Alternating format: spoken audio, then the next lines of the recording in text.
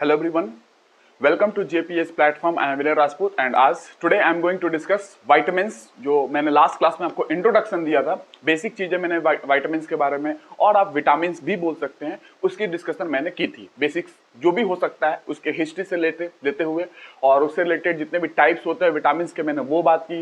Vitamin A B C D ये जो नामकरण है, ए बी क्यों रखा गया, मैंने ये भी डिस्कशन किया लास्ट क्लास में कि ए बी सी डी जो नाम रखते हो ना, ये नाम क्यों रखा गया था, ये भी मैंने डिस्कशन की। विटामिन्स नाम कैसे आया ये भी मैंने डिस्कशन किया और विटामिन ए मैंने शुरुआत की थी, आज मैं कंप्लीट करूंगा और उसके बाद हम लोग धीरे धीरे एक एक करके सारे विटामिन पढ़ेंगे। ठीक है, एक एक करके विटामिन ए डी ई के पहले ये पढ़ेंगे जो कि फैट सॉल्युबल वाले हैं, फैट सॉल्युबल है जो कि वसा में घुलनशील है, और उसके बाद हम लोग वाटर सॉल्युबल विटामिन की बात करेंगे जो कि vitamin vitamin B, vitamin C and vitamin P, ये होते हैं तीन वाटर सॉल्युबल विटामिन। ठीक है, तो इनकी बात हम लोग अलग अलग करते जाएंगे। तो अभी फैट सॉल्युबल जो कि वसा में घुलनशील विटामिन जो होते हैं, जो वसा में घुल जाते हैं, उनकी बात कर रहे हैं। ठीक है, तो थोड़ा सा आपको बता दूं मैं कि मैं एक नया चीज आपको बताता हूं, कुछ मैं स्टार्ट करने वाला हूं यूट्यूब पे। एमपीपीएससी का मैं कुछ स्टार्ट करने वाला हूं। एमपीपीएससी जीएस पेपर 3 जो साइंस का पोर्शन है वो मैं अलग से स्टार्ट करने वाला हूं, बिकॉज बहुत लोग बोल रहे हैं कि सर अलग से इसको पढ़ा दीजिए जीएस पेपर 3, बिकॉज इसके पढ़ाने वाले लोग अच्छे नहीं हैं, उनको शायद उस तरीके की अंडरस्टैंडिंग नहीं है और क्वेश्चन अच्छे आ रहे हैं। अभी जो एमपीपीएससी का मेंस हुआ है 2022 में, तो उसमें मेंस आप देखो बहुत अच्छे क्वेश्चन पूछे गए। जैसे मैंने कुछ तो पढ़ाया भी आपको, इतने जो मैंने यूपीएससी की जो लेक्चर ली है और इनफैक्ट जो मेरे लेक्चर आ रही है ये तो किसी भी एग्जाम में सफिशिएंट है, यूपीएससी हो या पीएससी, किसी भी स्टेट की पीएससी की बात कर लो। ठीक है ना, साइंस टेक्नोलॉजी हो और मैं अभी बायोलॉजी ले रहा हूँ, इन्वायरमेंट इकोलॉजी लूंगा, ये जो कि कॉमन है ना, ये सारे जगह आपको कॉमन मिल जाएगी सब्जेक्ट। लेकिन फिर भी स्पेशली मैं एमपीपीएससी की जीएस पेपर 3 स्टार्ट कर रहा हूँ। जीएस पेपर 3 में पूरा कंप्लीट करेंगे, उसके बाद मैं कोशिश करूंगा कि ज्योग्राफी और उसके अलावा जो सब्जेक्ट्स है उसको कवर करूं, लेकिन पहले जीएस पेपर 3। उसके पहले बता दूं आपके क्वेश्चन जो आए हैं इस बार बहुत अच्छे क्वेश्चन आए हैं। जैसे फिजिक्स में टर्मिनल वेलोसिटी क्या होती है, इस पे क्वेश्चन आया है। मिनरल्स क्या होते हैं, इस पे क्वेश्चन आया है। ओर्स क्या होते हैं, इस पे क्वेश्चन आया है। नाइट्रोफिनॉल क्या होता है, उसकी कंडीशंस, पैरा नाइट्रो कंडीशंस पे क्वेश्चन आया है। लुइस एसिड्स क्या होते हैं, इस पे क्वेश्चन आया है। वीएसईपीआर थ्योरी क्या होता है, इस पे क्वेश्चन आया है। Conventional and non conventional energy जो मैंने सब कुछ पढ़ाया है, इस पे क्वेश्चन आया है। विटामिन्स पे, vitamins fat soluble water soluble vitamin क्या होते हैं, कितने होते हैं, किसने डिवाइड किया था, मैंने ये भी बता दिया है किसने इस चीज को क्लासिफाई किया था, फैट सॉल्युबल और वाटर सॉल्युबल विटामिन को, इस पे क्वेश्चन आया है। इम्यूनिटी पे क्वेश्चन आया है, मैंने तो 2 महीने पहले आपको इम्यूनिटी पे थोड़ा डिस्कशन किया था, अभी पढ़ाना तो बचा हुआ है डिफेंस मैकेनिज्म, लेकिन फिर भी मैंने इम्यूनिटी पे डिस्कशन की थी कि specific defence mechanism of the body is known as immunity, immune system, प्रतिरोधक क्षमता जो शरीर की होती है, ये मैं बता दिया था, अभी तो पढ़ाना बचा हुआ है बायोलॉजी में। तो ये बहुत अच्छे अच्छे क्वेश्चंस आ रहे हैं। ज्योग्राफी में सॉइल फॉर्मेशन के फैक्टर क्या हो सकते हैं जो उसको अफेक्ट करते हो, तो बहुत प्यारा प्यारा क्वेश्चन आया है इस बार। ठीक है, और ये कोई ज्यादा डिटेल नहीं है कि बहुत बड़ी लेवल है, आपकी बस सिलेबस की अंडरस्टैंडिंग होनी चाहिए। फिजिक्स पढ़ रहे हैं, बेसिक आपको मैं फिजिक्स पढ़ाता जाऊंगा और आपको समझ में आ जाएगी। केमिस्ट्री में आपको नॉर्मली इलेक्ट्रॉनिक कन्फिगरेशन क्या होते हैं, एसिड्स क्या होते हैं, बेस क्या होते हैं, वीएसईपीआर थ्योरी पे क्वेश्चन आ गया, ये सब आपको नॉर्मल जानना जरूरी है, तो आप जाके समझ पाएंगे इलेक्ट्रॉनिक कन्फिगरेशन क्या होते हैं। तो ये सारी चीजें समझ जाओगे तो आपको पूरी अंडरस्टैंडिंग आ जाएगी। ठीक है, उसके बाद ऑर्गेनिक केमिस्ट्री में हम लोग बेंजीन, एल्डिहाइड, कीटोन्स, इनकी थोड़ी थोड़ी बात करेंगे। केमिस्ट्री इन एवरीडे लाइफ, हर दिन जो हमारे जीवन में जो रसायन का हम लोग यूज कर रहे हैं वो उनकी पढ़ाई करेंगे, वो बहुत इंपॉर्टेंट है। तो ये सारी चीज हम आपको पढ़ाएंगे एमपीपीएससी जीएस पेपर 3 में, और ये अपनी यूपीएससी की ये चलती रहेगी। ये यूपीएससी पॉइंट ऑफ व्यू का है और स्टेट के किसी भी पीएससी के लिए सफिशिएंट होगा जो मैं आपको पढ़ा रहा हूं। स्पेशली जीएस पेपर 3 के लिए मैं एमपीपीएससी स्टार्ट कर रहा हूं। ठीक है, तो अभी मैं आपको बता देता हूं कि विटामिन में स्टार्ट करते हैं। विटामिन्स, ठीक है, आज ही या कल से आपको लेक्चर मिलने लगेगा।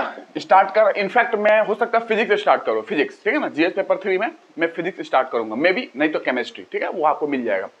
तो विटामिन्स, इसकी बात करें तो विटामिन्स मैंने बेसिक तो बता दिया आपको, इसमें थोड़ा एक बार बता देता हूं कि विटामिन शब्द कैसा है। जो लोग नए हैं वो पिछला लेक्चर देख के आएंगे, और इससे पहले मैंने बहुत सारे बायोलॉजी पे लेक्चर पढ़ाए हैं। अभी डाइजेशन स्टार्ट करना है, डाइजेशन स्टार्ट होगी, रेस्पिरेशन पढ़ेंगे, एक्सक्रीशन पढ़ेंगे, वो सारी चीज हम लोगों को कंप्लीट करना है। ठीक है, और विंड एनर्जी में डालूंगा अभी, हाइड्रोइलेक्ट्रिक पावर प्लांट पढ़ा दिया, विंड एनर्जी पे आएगी, ये सब हम लोग कंप्लीट करेंगे साइंस टेक्नोलॉजी में। ठीक है, जो कि यूपीएससी की आ रही है, और जीएस पेपर 3 तो अलग से मैं आपको पढ़ाऊंगा ही पूरा एमपीपीएससी का। ठीक है, और न्यूक्लियर एनर्जी पे क्वेश्चन आया है, न्यूक्लियर एनर्जी, न्यूक्लियर फिशन पे क्वेश्चन आया है, सोच लो, सारे बेसिक चीजें आपको पढ़ा दूंगा मैं पूरा। विटामिन्स इसका नाम जो है एक्चुअली देखो, मैंने आपको बताया था कि कुछ ऐसे फैक्टर होते हैं, कुछ ऐसे कारक होते हैं जो बहुत इंपॉर्टेंट होते हैं, और उन कारकों में मैंने लास्ट क्लास में डिस्कशन की थी, ऐसे कुछ फैक्टर्स हैं, ऐसे जो कुछ फैक्टर्स है जो कि बहुत इंपॉर्टेंट है हमारे शरीर के लिए, कुछ ऐसे कारक, और उसके अंदर में नाइट्रोजन होता है, उसके अंदर में नाइट्रोजन होता है उन फैक्टरों के अंदर में जो बहुत शरीर के लिए जरूरत है। वो पता नहीं था कि वो विटामिन सी थे, पहले पता नहीं था, हम लोग बोलते थे वाइटल फैक्टर, कुछ जरूरी का ऐसा कारक है जो शरीर में चाहिए, अदरवाइज उसकी कमी से हमें बीमारी हो सकता है। तो हमने बोला ठीक है भैया जरूरी है तो इसको वाइटल फैक्टर बोलो, वाइटल बहुत इंपॉर्टेंट है।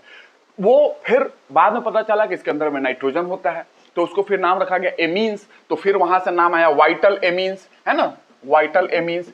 फिर इसको शॉर्ट किया गया तो नाम आ गया वाइटामिन्स, वाइटामिन्स। फिर इसको शॉर्ट किया गया और ई हटा दिया गया तो नाम आ गया विटामिन।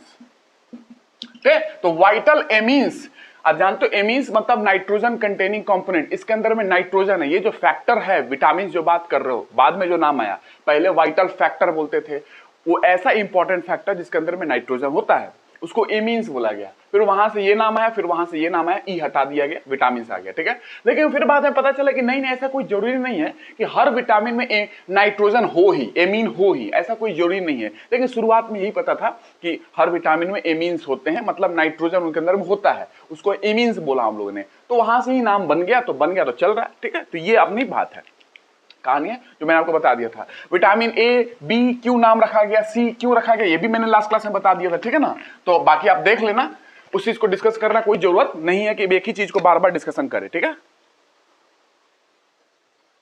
अब देखो न्यूट्रिएंट की मैंने बात की थी। न्यूट्रिएंट दो प्रकार के होते हैं normally, major nutrient and minor nutrient. ठीक है ना, माइनर न्यूट्रिएंट।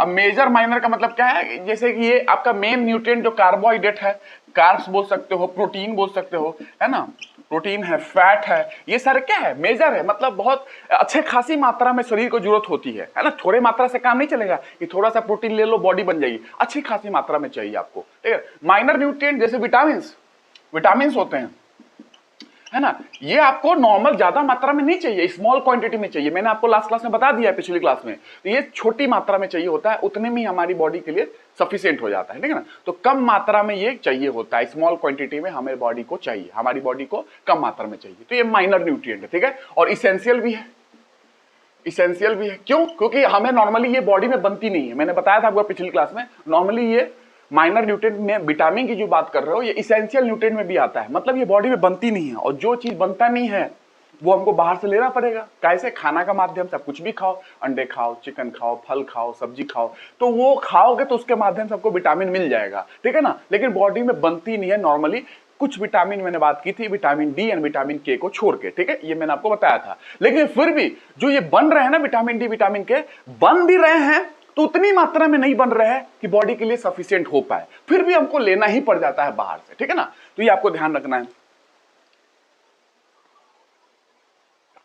अब देखो इसमें विटामिन से मैंने बताया था फैट सॉल्युबल, जो वसा में घुलनशील है, ये क्वेश्चन आया है एमपीपीएससी में इस बार मेंस में, एंड वाटर सॉल्युबल, है ना। अमेरिकन रिसर्चर जिन्होंने डिवाइड किया, तो मैंने आपको पिछले क्लास में इसकी बात की थी, किसने इस विटामिन को डिवाइड किया। ट्रेडिशनली इसको ऐसे डिवाइड करते हैं, विटामिन को डिवाइड करने का ट्रेडिशनल तरीका जो है ये है, हम लोग बहुत पहले से ही ऐसे डिवाइड करते आ रहे थे ना। तो जो वसा में घुलनशील है, जो पानी में घुलनशील है, जो पानी में घुल जाए इधर, जो वसा में घुले, इसीलिए हमें फैट होना जरूरी है। अगर आपको फैट नहीं होगी तो वाटर सॉल्युबल विटामिन तो फैट में घुलते हैं, और फैट ही आपके पास नहीं है, आप ऐसा चीज खाते ही नहीं उसमें फैट होना जरूरी है, एक पर्टिकुलर मात्रा में होनी चाहिए फैट, ये एक इंपॉर्टेंट बात है। ज्यादा फैट नहीं होना चाहिए, ओबेसिटी हो जाती है, फिर अदर कॉम्प्लिकेशन हो जाते हैं, डायबिटीज वगैरह हो जाती है, लेकिन फैट चाहिए, तभी आपके वाटर ये विटामिन फैट वाले घुलेंगे उसमें, और तब आपके बॉडी में स्टोर होंगे। विटामिन ए डी ई के, ये सारे vitamin A, vitamin D, vitamin E, vitamin के। ठीक है, अभी ए बात कर रहे हैं, उसके बाद डी करेंगे, ई करेंगे, के करेंगे, पहले ये कंप्लीट करेंगे।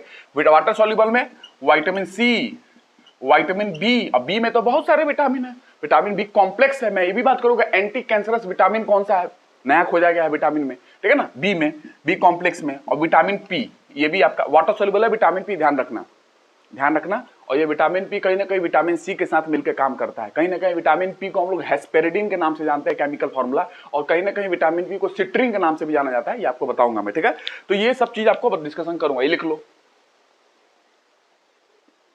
ये मैंने आपको बताया था कि इसका डिवीजन मॉक्यूलम ने किया था, है ना, आपको मैंने बता दिया था। अमेरिकन रिसर्चर थे, अमेरिकन रिसर्चर एल्मर मॉक्यूलम ने इसको डिवाइड किया था इस प्रकार से, एल्मर मॉक्यूलम। लास्ट क्लास में मैंने बता दिया था, उसको देख के आना, तब आपको फीलिंग आ जाएगी अच्छी, ठीक है ना।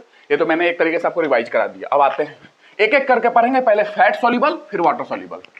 अभी विटामिन ए मैंने पिछली क्लास में आपको डिस्कशन किया था, थोड़ा और डिस्कशन करूंगा।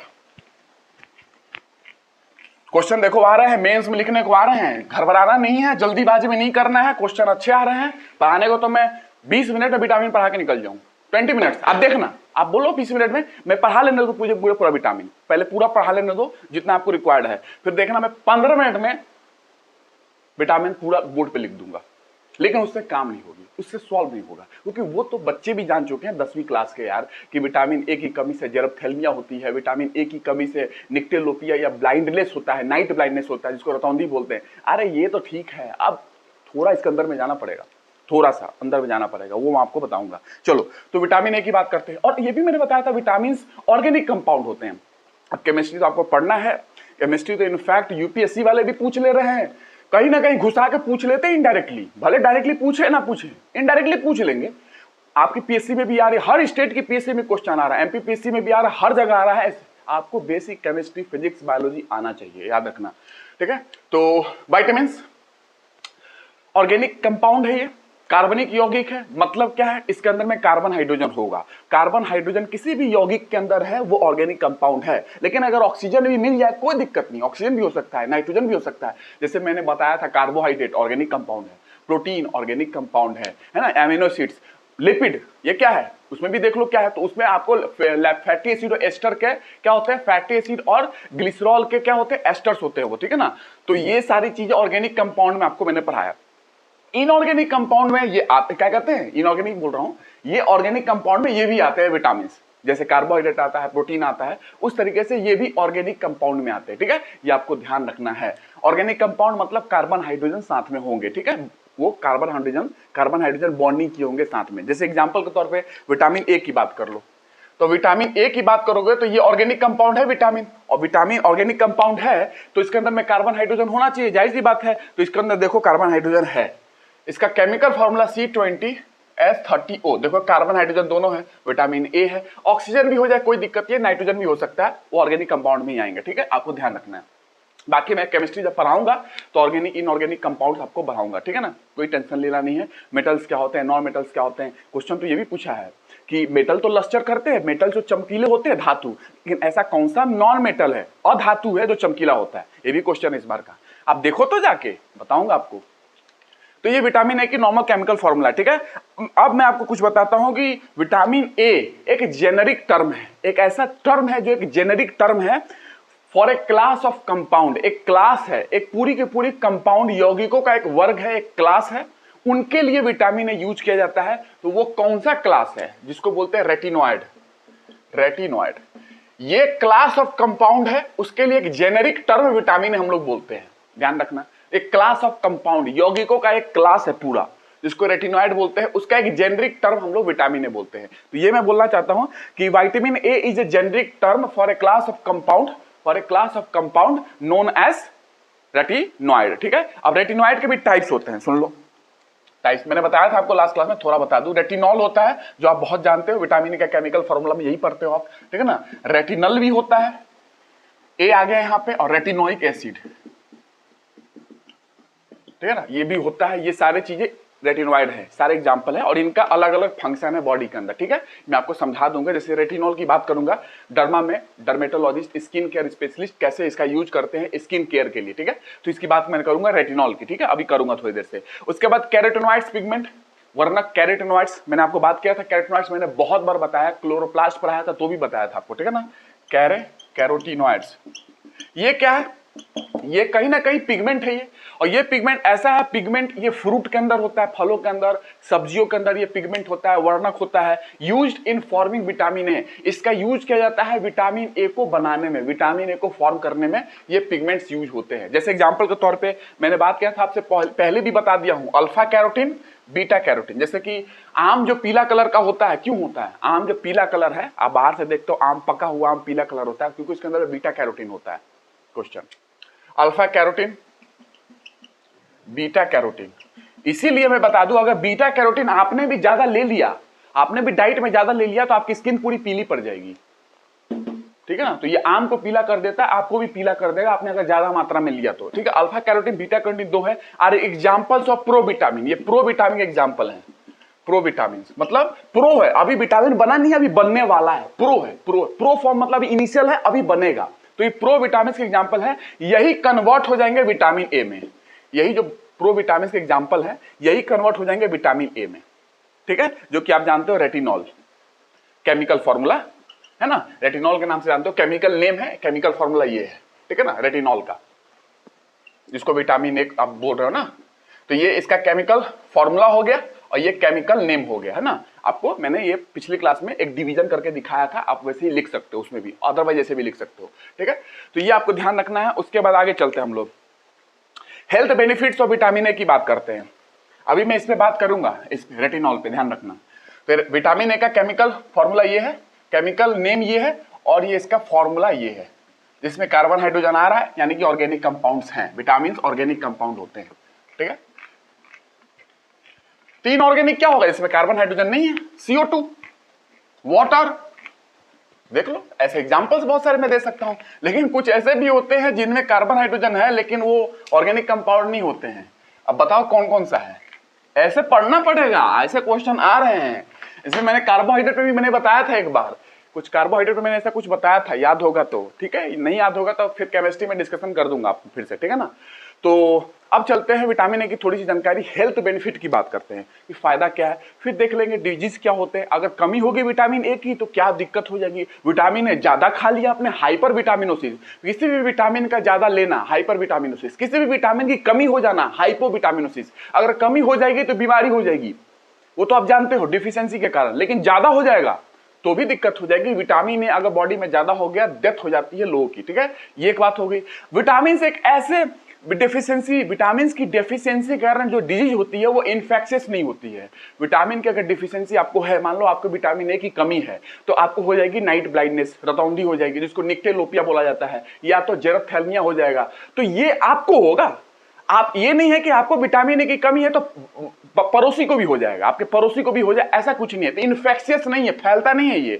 अगर आपको विटामिन की कमी है तो आप ही को बीमारी होगी, पड़ोसी की नहीं होगी, पड़ोसी को, आपको, नाइबर्स को नहीं होगी, ठीक है। ये ध्यान रखना, आपको दोस्त को नहीं हो जाएगी। मतलब ये इन्फेक्शियस नहीं है, ये नॉन इन्फेक्शियस होते हैं। विटामिन की डिफिशियंसी के कारण जो डिजीज होते हैं वो नॉन इन्फेक्शियस होते हैं। कोरोना जैसा नहीं होगा कि एक से दूसरे में फैल रहा है, ठीक है, ये ध्यान रखना।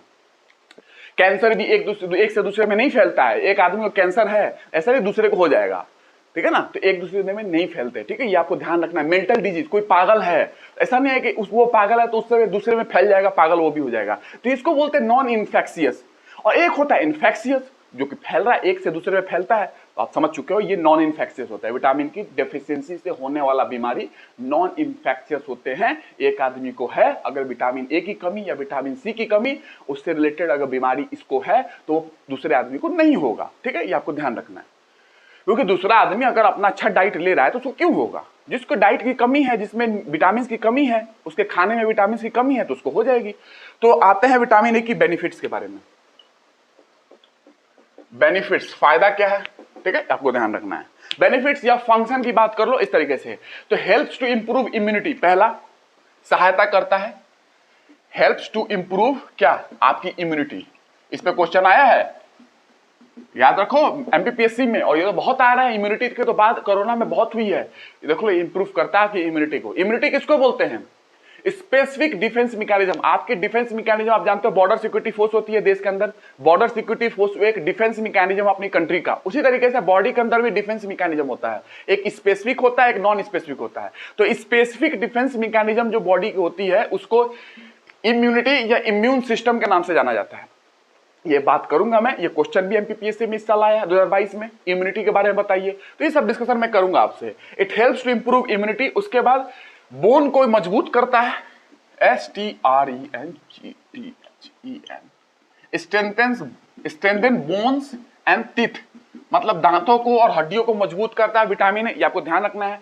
Helps to prevent cancer, cancer होने से बचाता है, कर्क रोग।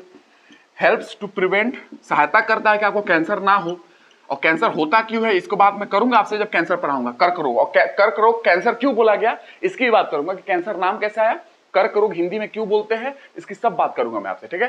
हेल्प्स टू प्रिवेंट कैंसर, और कैंसर का नया ट्रीटमेंट क्या चल रहा है दुनिया में, नया ट्रीटमेंट क्या है कैंसर का, कि इस पे आस लगाई गई है कि ये ट्रीटमेंट कैंसर को दुनिया से हटा सकता है, ठीक है। इसकी भी बात करेंगे अपन, नया ट्रीटमेंट क्या है। उसके बाद बात करें reduce risk of muscular degeneration, muscle की डीजनरेशन। मसल, एक होता है मसल आपकी बन रही है, एक होता है मसल डीजनरेट कर रही है, ठीक है। तो मसल डीजनरेशन अगर होती है उसके रिस्क को कम करता है, ठीक है, ये आपको ध्यान रखना है। तो reduce risk of muscle degeneration, कम करता है। रिड्यूस रिस्क ऑफ, आपकी मसल वेस्टिंग हो रही है, मसल डीजनरेट कर रहा है, रिड्यूस रिस्क ऑफ, है ना, मसल डीजनरेशन। मसल बनी नहीं रही है, मसल डीजनरेट करती जा रही है ना, क्यों? अगर विटामिन ए कमी होगी तो ये होगा। तो अगर विटामिन आप ले रहे हो अच्छी मात्रा में, तो आपकी विटामिन के ए के कारण आपकी मसल डीजनरेशन के रिस्क को कम करेगा, रिड्यूस करेगा। एंड साथ में क्या करेगा, नाइट ब्लाइंडनेस के भी रिस्क को कम करेगा। नाइट ब्लाइंडनेस, अभी नाइट ब्लाइंडनेस अलग से पढ़ाऊंगा अभी मैं, ये तो बेनिफिट पढ़ाते जा रहा हूं आपको। नाइट ब्लाइंडनेस, ठीक है ना, ये आपको ध्यान रखना है, जिसको निक्टेरोपिया ही बोला जाता है। आपको ये तो बहुत फेमस वर्ड है, आपको इस नाम से पूछ लेगा, कहेगा बताइए, तो ये नाइट ब्लाइंडनेस ही है, नाम बस अलग है टेक्निकली, ठीक है, ये ध्यान रखना। 5वां नंबर बात करूं, aids in reducing risk of AIDS, AIDS, AIDS पे भी क्वेश्चन आया है, याद रखना, एड्स के बारे में भी क्वेश्चन आया है इस बार एमपीपीएससी में। IUCN की फुल फॉर्म की बात की गई है, international union of conservation of nature, इसकी बात की गई है, ठीक है ना। तो समझ में आ रही होगी, सब कुछ पढ़ाऊंगा मैं, आप लगे रहिए साथ में। तो एड्स, यहां पे जो एड्स बात करूंगा मतलब कुछ सहायता कर रहा है, वो एड्स नहीं है जो बीमारी होती है, एक्वायर्ड इम्यूनो डेफिशिएंसी सिंड्रोम। मैं एड्स जब पढ़ाऊंगा तो एड्स का फुल फॉर्म क्यों पढ़ा नाम, ads acquired immuno deficiency syndrome, इसका मतलब क्या है ये भी समझाऊंगा। बट यहां पे जो एड्स बोल रहा हूं ये सहायता करने से रिलेटेड है, मतलब हेल्प कर रहा है, सहायता कर रहा है, मतलब aids in reducing risk of urinary stone. Aids in, aids मतलब क्या है यहां पे, याद रखना, बहुत लोग कहेंगे कि बीमारी है, नहीं नहीं, ये हेल्प करने से रिलेटेड है, सहायता कर रहा है, ठीक है ना। तो aids in reducing risk of urinary stones, मतलब कि यूरिनरी ब्लैडर जो आपका होती है, जो यूरिन को होल्ड करता है, उससे रिलेटेड जो भी ऑर्गन है उसमें स्टोन्स हो सकते हैं, पत्थर हो सकते हैं, आप जानते हो पत्थर हो जाते हैं लोगों को, पथरीला, तो पेशाब से पत्थर निकलते हैं, वो भी एक कारण है, क्यों होता है मैं आपको बताऊंगा, है ना। कैल्शियम ऑक्सिलेट वगैरह होती है, बहुत सारी ये स्टोन बनाती है, इसकी बात मैं करूंगा आपसे जब समय आएगी। तो उसको कम कर रहा है ना, स्टोन बनाने की फॉर्मेशन जो हो रही है बॉडी का ना, यूरिनरी स्टोन, यूरिन से रिलेटेड जो बात होती है, यूरिनरी ब्लैडर होती है, उससे रिलेटेड जो भी ऑर्गन है वहां पे स्टोन बनने से रोकता है, ठीक है, ये आपको ध्यान रखना है। विटामिन ए। छठा पॉइंट की बात करें तो छठा पॉइंट में हेल्प्स टू प्रोटेक्ट स्किन, हमारे स्किन को बचाता है, लिखोगे छठा पॉइंट, स्किन को बचाता है, सोरियासिस होने से बचाता है, एक्ने होने से बचाता है, ये एक्ने मतलब पिंपल की बात कर रहा हूं, उससे होने से बचाता है, आपकी स्किन ड्राइनेस, ड्राई ना हो उससे बचाता है, ये भी आपको ध्यान रखना है। तो ड्राई नहीं होगी उससे ही बचाता है, अभी इसको मैं बताऊंगा। इसको अगर स्किन ड्राई हो जाती है इसको जेरोप्थेल्मिया भी बोलते हैं, जेरोप्थेल्मिया। और विटामिन ए, जेरोप्थेल्मिया मतलब स्किन ड्राई होने से बचाता है, तो ये एंटी जेरोप्थेल्मिक भी हो सकता है, इसीलिए विटामिन ए को एंटी जेरोप्थेल्मिक विटामिन भी बोलते हैं। मतलब एंटी है किसका, जेरोप्थेल्मिया का, मतलब ड्राई जो स्किन हो जाती है, हमें त्वचा जो सूखी हो जाती है उससे बचाता है, त्वचा सूखी नहीं होने देता है, ठीक है, एंटी जेरोप्थेल्मिक है, ठीक है, ये आपको ध्यान रखना है। तो छठा आप लिख लेंगे यहाँ पे 6 पॉइंट में क्या, कि helps to protect skin, skin को बचाता है, एक्ने से बचाता है और स्किन ड्राई होने से बचाता है, ये आपको ध्यान रखना है। सातवां नंबर में लिखेंगे, सातवां लिख लो, छठा हो गया, सातवां लिख लो, कुछ पॉइंट आप लिख सकते हो। एड्स इन, एड्स मतलब ध्यान रखना यार, ये एड्स बीमारी नहीं है, ये सहायता से रिलेटेड है, सहायता कर रहा है, ठीक है ना। एड्स इन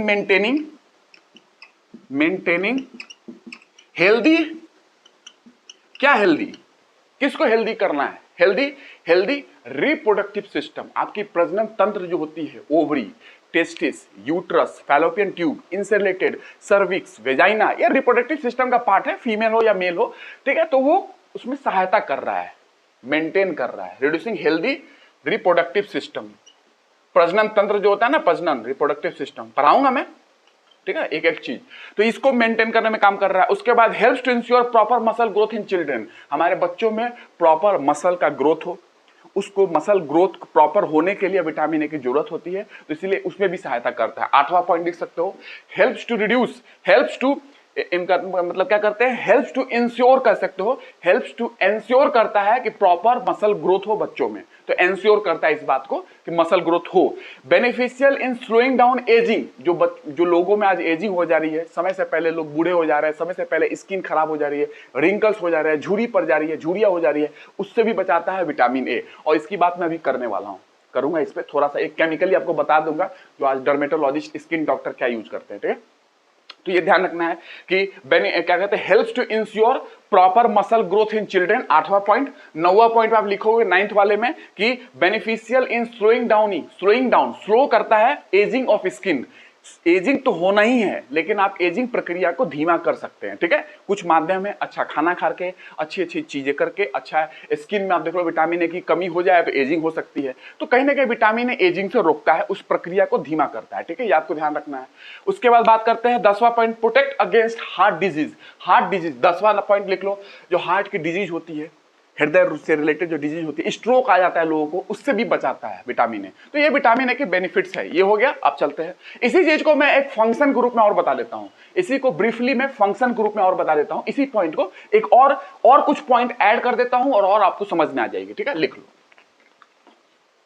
इसी चीज को कुछ पॉइंट और ऐड करता हूं, जैसे सेलुलर हेल्थ को बचाता है, सेलुलर हेल्थ अच्छा रखता है, सेल की कोशिका की जो हेल्थ होती है ये अच्छा होता है। सेल मेम्ब्रेन जो होते हैं ना, सेल मेम्ब्रेन, लाइसोसोम जो होता है उसके सेल मेम्ब्रेन पे ये रहता है विटामिन ए, उसका एक अपना फायदा है विटामिन ए का जो रहता है, लेकिन है ना, लाइसोसोम जो हत्या की थैली बोली जाती है, सुसाइडल बैग, उसके सेल मेम्ब्रेन पे विटामिन ए होता है, ठीक है। तो सेलुलर हेल्थ में भी काम करता है कहीं ना कहीं, उस डिटेलिंग में आपको जानना जरूरी नहीं है, ठीक है ना, आप जानते हो ना लाइसोसोम जो मैंने आपको पढ़ाया है, उसके सेल मेम्ब्रेन पे भी ये रहता है, ठीक है ना। तो फंक्शन ऑफ विटामिन ए या बेनिफिट्स की बात फिर से कर लेते हैं, विजन में काम कर रहा है, ठीक है। दूसरा पॉइंट बताऊं, दूसरा जीन ट्रांसक्रिप्शन में काम कर रहा है, जीन ट्रांसक्रिप्शन में काम कर रहा है। तीसरा पॉइंट, अभी इसको मैं थोड़ा आपको डिटेल आपको कर दूंगा, ठीक है, आपको चिंता नहीं करना है। एंटी जेरोप्थेल्मिक है, मैंने आपको बताया था एंटी जेरोप्थेल्मिक है, एंटी जेरोप्थेल्मिक मतलब जेरोप्थेल्मिक का एंटी है, ये आपको ध्यान रखना है, इसीलिए विटामिन ए को एंटी जेरोप्थेल्मिक विटामिन भी बोलते हैं, विटामिन ए को, ठीक है, ये ध्यान रखना है। सिंथेसिस ऑफ रेटिनल पिगमेंट, यहीं पे लिख सकते हो, विजन में, विजन से रिलेटेड है, सिंथेसिस ऑफ, विजन मतलब आंखों से रिलेटेड है, रेटिनल पिगमेंट, ठीक है, इसकी बात करूंगा मैं, रेटिनल पिगमेंट की बात करूंगा, ठीक है ना, इसमें मतलब रोडोप्सिन होती है, उसकी बात करूंगा मैं, ठीक है। प्रोमोट नॉर्मल विजन, यहीं पे है विजन, प्रमोट नॉर्मल विजन जो आपका है उसको देखने का, आपकी नॉर्मल जो विजन है जो देखते हो उसको प्रमोट करता है, ये आपको ध्यान रखना है। Growth of bones and teeth, मैंने शुरुआत में ही बता दिया था, ये लिख सकते हो चौथा point, growth of bones and teeth, आपकी बोन एंड टीथ की ग्रोथ या स्ट्रेंथन करता है, मजबूत करता है, ये भी ध्यान रखना है। विटामिन डी भी है बट इसका भी रोल है, ठीक है, ये ध्यान रखना है। मेंटेनेंस ऑफ एपिथेलिया, 5वां point, maintenance of epithelia, epithelia पता होगा ना, एपिथेलियल सेल सुना होगा आपने, एपिथेलिया सेल सुना होगा, एपिथेलियल टिश्यू सुना होगा, टिश्यू, उसकी बात मैं कर रहा हूं, उसकी मेंटेनेंस कर रहा है, और टिश्यू वगैरह मैं आपको पढ़ाऊंगा, एपिथेलियल हो, कनेक्टिव हो, ये मैं आपको पढ़ाऊंगा, मस्कुलर टिश्यू हो, इसकी बात मैं करूंगा आपसे। तो मेंटेनेंस ऑफ एपिथेलिया, एपिथेलिया मतलब कि prevention of keratinisation, keratin protein deposit हो जाती है, उससे बचाता है, ठीक है। तो प्रिवेंशन, इसकी बात मैं अभी करूंगा, थोड़ा सा प्रिवेंशन ऑफ समझाऊंगा आपको, चिंता नहीं करना, प्रिवेंशन ऑफ केराटिनाइजेशन मतलब केराटिन प्रोटीन की डिपोजिशन हो जाती है, उससे बचाता है। केराटिन प्रोटीन मैंने आपको डिस्कस किया था, केराटिनाइजेशन, ये आपको ध्यान रखना है। इन्फेक्शन से बचाता है, लिख लो 6ठा पॉइंट। ये कितने मैंने 15-16 पॉइंट उधर भी बताया, 10-12 पॉइंट इधर और बता दिया। एंटी इन्फेक्टिव है, इन्फेक्शन से बचाता है, ठीक है ना, ये आपको ध्यान रखना। कोई भी प्रकार का इन्फेक्शन जो बॉडी में होता है तो कहीं ना कहीं विटामिन ए आपको सहायता करता है इन्फेक्शन से लड़ने में, ठीक है। उसके बाद और बताता हूं, इम्यून फंक्शन में काम करता है। इम्यून फंक्शन मैंने बता दिया था शुरुआत में ही। उसके बाद एम्ब्रियोनिक डेवलपमेंट, जो भ्रूण होती है, भ्रूण की जो डेवलपमेंट होती है, जो यूट्रस के अंदर, गर्भ के अंदर जो भ्रूण वहां पे है, उसकी डेवलपमेंट में काम करता है। रिप्रोडक्शन में काम करता है, तो वो भी लिख सकते हो, है ना। 7वां point, embryonic development. Embryonic development, embryonic development मतलब भ्रूण जो होती है ना, अभी मैं आपको बताऊंगा कि एम्ब्रियो और यूट्रस, एम्ब्रियो और फीटस में क्या अंतर होता है। ये आप सोनोग्राफी जब होती है लेडीज की, जब प्रेग्नेंट महिला होती है तो उसमें कहीं लिखा होगा एम्ब्रियो, कब लिखा होगा यूट्रस, क्या कहते हैं, फीटस। तो एम्ब्रियो और फीटस में क्या डिफरेंस होता है, ये रिप्रोडक्शन जब पढ़ाऊंगा आपको समझा दूंगा, ठीक है। तो एम्ब्रियोनिक डेवलपमेंट भ्रूण का जो विकास होता है, उसकी बात। रिप्रोडक्शन में प्रजनन तंत्र आपकी, है ना, रिप्रोडक्शन में बात करेंगे। इसमें भी हेल्प करता है, हेमेटोपोइसिस में हेल्प करता है। हेमेटोपोइसिस, हेमेटोपोइसिस, अब ये तो पता होगा हेमेटोपोइसिस, हिमेटोपोइसिस, ठीक है। हेमेटोपोइसिस क्या होता है, पोइसिस मतलब किसी चीज का फॉर्मेशन हो रहा है, हिमेटो मतलब ब्लड सेल्स, ब्लड सेल का फॉर्मेशन, आरबीसी, डब्ल्यूबीसी, प्लेटलेट, इनकी फॉर्मेशन कहीं ना कहीं हो रही है। तो हेमेटोपोइसिस वो प्रक्रिया होती है जिसके माध्यम से ब्लड सेल की फॉर्मेशन होती है। आप जानते हो ब्लड सेल में आरबीसी है, डब्ल्यूबीसी है, इसकी बात मैं अलग से करूंगा भी, तो वो आप समझ सकते हो हेमेटोपोइसिस हो रही है। ये कहीं ना कहीं हेमेटोपोइटिक ऑर्गन होते हैं जिनके माध्यम से ब्लड सेल्स बनते हैं, जैसे लीवर हो गया, स्प्लीन हो गया, बोन मैरो हो गया, इसकी बात मैं आपसे करूंगा। हेमेटोपोइटिक ऑर्गन होते हैं, वहां पे हेमेटोपोइसिस होती है, उसके माध्यम से ब्लड सेल आपका बनता है, जो कोशिका में हमारे बहुत सारे सेल्स होते हैं, या कॉर्पसल्स के नाम से जानी जाती है, आरबीसी, डब्ल्यूबीसी, इनकी बात कर रहा हूं, प्लेटलेट, ठीक है। तो ये हो गया, उसमें हेल्प कर रहा है। बोन मेटाबॉलिज्म, लिखो 9वां पॉइंट, बोन मेटाबॉलिज्म, बोन हड्डियों का मेटाबॉलिज्म क्या होता है। हड्डी जब पढ़ाऊंगा आपको तो वहां पे बता दूंगा, बट इतना समझ सकते हो कि ऑस्टियोब्लास्ट सेल होते हैं। मैंने बात किया था ब्लास्ट, जहां ब्लास्ट आएगा, ऑस्टियोब्लास्ट, ये ऑस्टियोब्लास्ट, ब्लास्ट जहां आएगा इसका मतलब ये है कि आपको फॉर्मिंग है, बोन फॉर्मिंग सेल, बोन को बना रहा है। ऑस्टियोक्लास्ट जहां आएगा, ऑस्टियोक्लास्ट मतलब क्लास्ट आ गया, इसका मतलब यह है कि बोन डिस्ट्रॉइंग सेल है, बोन को डिस्ट्रॉय कर रहा है। तो ये बोन फॉर्मिंग, ये बोन डिस्ट्रॉइंग सेल है। तो ये आपको ध्यान रखना है, बोन मेटाबॉलिज्म में हेल्प करता है, आपको ध्यान रखना है। स्किन एंड सेलुलर हेल्थ, 10वां पॉइंट लिख लो, स्किन की हेल्थ, सेलुलर हेल्थ क्यों काम करता है। एंटीऑक्सीडेंट एक्टिविटी, ये भी लिख लो, 11वें पॉइंट में लिख लो, 10वां में लिख लेना वो, स्किन एंड सेलुलर हेल्थ, है ना। 11वें पॉइंट में लिख लो एंटीऑक्सीडेंट एक्टिविटी, एंटीऑक्सीडेंट एक्टिविटी करता है। ये क्या है, ये मैंने कई बार आपको डिस्कशन किया है कि देखो हमारे बॉडी में मेटाबॉलिज्म होता है, बहुत सारे अभिक्रियाएं हो रही है, बहुत सारे रिएक्शंस हो रहे हैं, आपको पता है, रेस्पिरेशन हो रही है, डाइजेशन हो रही है, बहुत सारी अभिक्रियाएं हैं। तो कहीं ना कहीं उसमें ऑक्सीजन बनते रहते हैं शरीर के अंदर ऑक्सीजन बनते हैं, लेकिन बड़ा रिएक्टिव होते हैं। हमारे शरीर के अंदर जो ऑक्सीजन बनते हैं बहुत रिएक्टिव होते हैं। तो क्या होता है, वो रिएक्टिव ऑक्सीजन हमारे टिश्यू जो होते हैं, उत्तक होते हैं, हमारे ऑर्गन जो होते हैं, अंग होते हैं, उनको इन्फेक्ट कर सकते हैं, उनको हानि पहुंचा सकते हैं। उन ऑक्सीजन को किल करना बहुत जरूरी है, इसको फ्री रेडिकल के नाम से भी जाना जाता है। तो कहीं ना कहीं एंटीऑक्सीडेंट है, एंटी है, उसका एंटी है विटामिन है, इसकी एक्टिविटी है। जैसे ग्लूटाथियोन की मैंने बात की थी, विटामिन सी की बात की थी, सब एंटीऑक्सीडेंट में आते हैं, ठीक है। चलो ये हो गया। आपको बहुत सारे मैंने इतना पॉइंट्स बताया ताकि आपको विटामिन ए को लेकर खुल जाए, दिमाग खुल जाए। एग्जामिनर और एग्जामिनेशन हॉल में या इंटरव्यू में कभी पूछे तो कहो कि शांति से सुनना, एग्जामिनर को बोलो जब बैठा हो ना इंटरव्यू में, सर बस 2 मिनट दीजिए, मैं आपको पूरा पोल खोलता हूं विटामिन ए के बारे में, पूरा बताओ बेनिफिट्स के बारे में। अभी डेफिशिएंसी की बात कर रहा हूं। इसके बाद एग्जामिनर मतलब इंटरव्यूअर भी पूछ दे रहा है, उसको भी लगे कि आप पढ़ के आया है, इस तरीके से बताओ, ठीक है ना। कोई ज्यादा डिटेल में नहीं जा रहा हूं आपको कि मत बहुत कुछ बता दो, लेकिन इतना आपको पता है तो आपको एक पूरी अंडरस्टैंडिंग होगी, ठीक है ना। ये आपको ध्यान रखना है, इतना आपको अगर पता है तो एक प्रकार की अंडरस्टैंडिंग आपके अंदर अच्छी रहेगी, ठीक है। अब जैसे मैं कुछ बता दूं आपको, इस स्किन से रिलेटेड जो डर्मेटोलॉजिस्ट यूज करते हैं, तो उसमें बता रहा हूं कि क्या यूज होती है विटामिन ए से रिलेटेड। देखो रेटिसेस सीटी येलो पील आती है, अपने माध्यम से कभी मत खरीदना, ये है ना, डॉक्टर के प्रिस्क्रिप्शन के अंदर ही इसको यूज किया जाता है। रेटिसेस सीटी येलो पील, पीलिंग प्रोसेस होती है, केमिकल पील है ये, केमिकल पील। इसमें क्या होती है कि स्किन को ये यूज किया जाता है, इसके अंदर 4% रेटिनॉल होता है। ये एक पाउच आती है, नॉर्मली पाउच आती है, बहुत महंगा है, 8, 8.5, 9 हजार के आसपास का पूरा 10 पाउच का डब्बा आता है, ठीक है। 4% रेटिनॉल होता है, रेटिनॉल समझ गए, देख लो विटामिन ए कैसे यूज हो रहा है इसके अंदर। 4% रेटिनॉल है, 1%, ये आपको ध्यान नहीं रखना है, 1% रेटिनाइल, प्रोपियोनेट होता है, प्रोपियोनेट, रेटिनाइल प्रोपियोनेट, ये इसके अंदर में डाला जाता है। और भी चीज होती है, निकोटिनामाइड भी होता है, वो आपको जरूरत नहीं है, नाइसिनामाइड होता है, वो आपको जरूरत नहीं है, बट रेटिनॉल 4% और 1% रेटिनाइल प्रोपियोनेट होता है। इसकी लगभग पीएच जो रखा जाता है 5 से 6 के आसपास रखा जाता है, ठीक है, पीएच। तो कहीं ना कहीं एसिडिक है, स्लाइटली एसिडिक है, 7 के आसपास न्यूट्रल हो जाती है, 7 से ज्यादा आपको जान पाता है कैल्कलाइन हो जाती है, ठीक है। तो ये इस पीएच में रखा जाता है। तो रेटिसेस सिटी येलो पील, इसके माध्यम से क्या करते हैं कि स्किन के बाहरी लेयर को निकाल देते हैं, पीलिंग हो जाती है, स्किन की एक लेयर निकल जाती है, तो अंदर से एक नया स्किन का लेयर आएगा। तो ये क्या होता है, जब इसको लगाओगे, इसको लगाने के बाद क्या होती है कि 7-8 दिन के अंदर आपकी पूरी स्किन बाहरी लेयर निकल जाएगी। तो आपकी टैनिंग हो चुकी है, मेलाज्मा आपको है, छाई है अगर, है ना, तो वो सारी चीजें, पिंपल्स वगैरह है, वो सारी चीजें, कहीं कहीं स्किन डल हो चुकी है, स्किन बर्न हो चुका है, हाइपर पिगमेंटेशन हो चुका है, उन सब में इसको यूज किया जाता है, ठीक है ना। तो आपको ध्यान रखना, ये एक केमिकल यूज की जाती है, केमिकल पीलिंग। तो विटामिन ए का रोल देखो, रेटिनॉल का यूज देख रहे हो, एक मैंने बताया, ऐसा तो मैं बहुत कुछ बता सकता हूं, बट ठीक है, एक मैंने एप्लीकेशन बताया आपको कि दुनिया में अप्लाइड कहां हो रहा है, ठीक है। अब आगे चलते हैं, इसके आगे आपको क्या पढ़ना है, इसके आगे अभी आपको कुछ चीजें ऐसी है जो आपको जानना जरूरी है, ठीक है। तो नाइट ब्लाइंडनेस अभी मैं समझाऊंगा आपको, और जेरोप्थेल्मिया भी आपको समझाऊंगा, ठीक है। 2 चीज आपको समझाना है, ठीक है, विटामिन ए से रिलेटेड। अभी मैं जीन ट्रांसक्रिप्शन की बात कर लूं थोड़ा सा। जीन ट्रांसक्रिप्शन मैंने बताया था ना फंक्शन में, जीन ट्रांसक्रिप्शन, ध्यान से सुनना।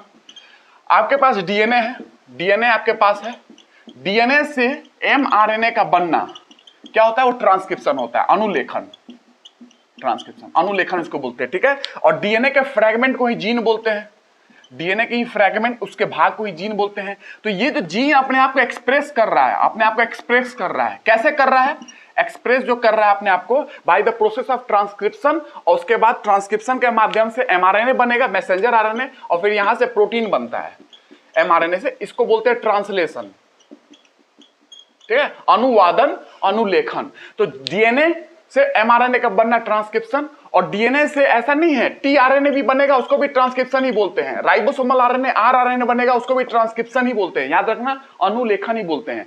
तो एमआरएनए, इसकी बात सिर्फ करो अभी, डीएनए से एमआरएनए बना, ट्रांसक्रिप्शन बोलते हैं। डीएनए के ही पार्ट को जीन बोलते हैं, उस जीन को अंदर इंफॉर्मेशन है, वो जीन का इंफॉर्मेशन कहीं ना कहीं एक प्रोटीन बनवाएगा। तो वो प्रोटीन कैसे बनेगा, by the process of transcription and translation के माध्यम से प्रोटीन तक पहुंच रहे हो आप, आपके बॉडी में प्रोटीन बन रही है। तो अपने आप को जीन जो एक्सप्रेस कर पाएगा, जीन एक्सप्रेशन में कहीं ना कहीं, जीन के एक्सप्रेशन में, ये क्या लिखा है मैंने, ट्रांसक्रिप्शन नहीं, एक्सप्रेशन बोलो, अपने आप को एक्सप्रेस कर पा रहा है जीन, है ना। अरे यार, right to expression, right to speech and expression, अपने आप को एक्सप्रेस कर पा रहा है। जीन के अंदर इंफॉर्मेशन है, ये इंफॉर्मेशन एक्सप्रेस होनी चाहिए, तभी तो कुछ बन पाएगा। तो वो जो एक्सप्रेशन है, जीन एक्सप्रेशन, उसमें, या जीन ट्रांसक्रिप्शन, जीन अपने आप को ट्रांसक्रिप्ट कर पा रहा है, ये भी बोल सकते हो, ये भी लिख सकते हो, कोई दिक्कत नहीं है, ट्रांसक्रिप्शन भी लिख लो, है ना। क्यों, देखो यहाँ पे ट्रांसक्रिप्शन मैंने बोला है, तो यहां से कंफ्यूज नहीं हो गए, इसलिए मैंने ट्रांसक्रिप्शन लिख दिया। तो जीन ट्रांसक्रिप्शन जो है इसमें रोल करता है। ये कैसे होता है, देखो थोड़ा समझ लो, डिटेल है, बहुत हाई लेवल की स्टडी है यहाँ पे, फिर भी आपको बता दे रहा हूं। न्यूक्लियर रेटिनॉइड आपके अंदर में होता है RAR एंड RXR, ठीक है। ये क्या करते हैं, ये क्या है, एक तरीके से न्यूक्लियर रेटिनॉइड, ये RAR RXR एक तरीके से रिसेप्टर होते हैं, रिसेप्टर होते हैं। ये बाइंड करेंगे डीएनए से, डीएनए से ये बाइंड करते हैं। ये रिसेप्टर जो है वो मैंने बताया, RAR RXR। RAR क्या है, रेटिनोइक एसिड रिसेप्टर बोलते हैं, RXR क्या है, रेटिनॉइड एक्स रिसेप्टर बोलते हैं। वो आपको जरूरत नहीं है, बट ये जो रिसेप्टर है वो डीएनए से बाइंड करेगा और उसके कारण जीन का एक्सप्रेशन हो पाएगा, ठीक है। तो ये डीएनए से जब बाइंड करेगा, रिसेप्टर बाइंडिंग हो गई, जुड़ गया, तब जाके जीन अपने आप को, ये जीन जो है अपने आप को एक्सप्रेस कर पाएगा, जिसके अंदर में इंफॉर्मेशन है काम की, जो ट्रांसक्रिप्शन ट्रांसलेशन के माध्यम से प्रोटीन बनने वाली है। वही प्रोटीन आपके बॉडी के स्ट्रक्चर को, आपके बॉडी के शेप को, आपके बॉडी कलर, आपके हेयर कलर, बहुत सारे प्रोटीन बोलो, एंजाइम बोलो, यही है ना। आप जानते हो एंजाइम्स प्रोटीन होते हैं नॉर्मली, ठीक है।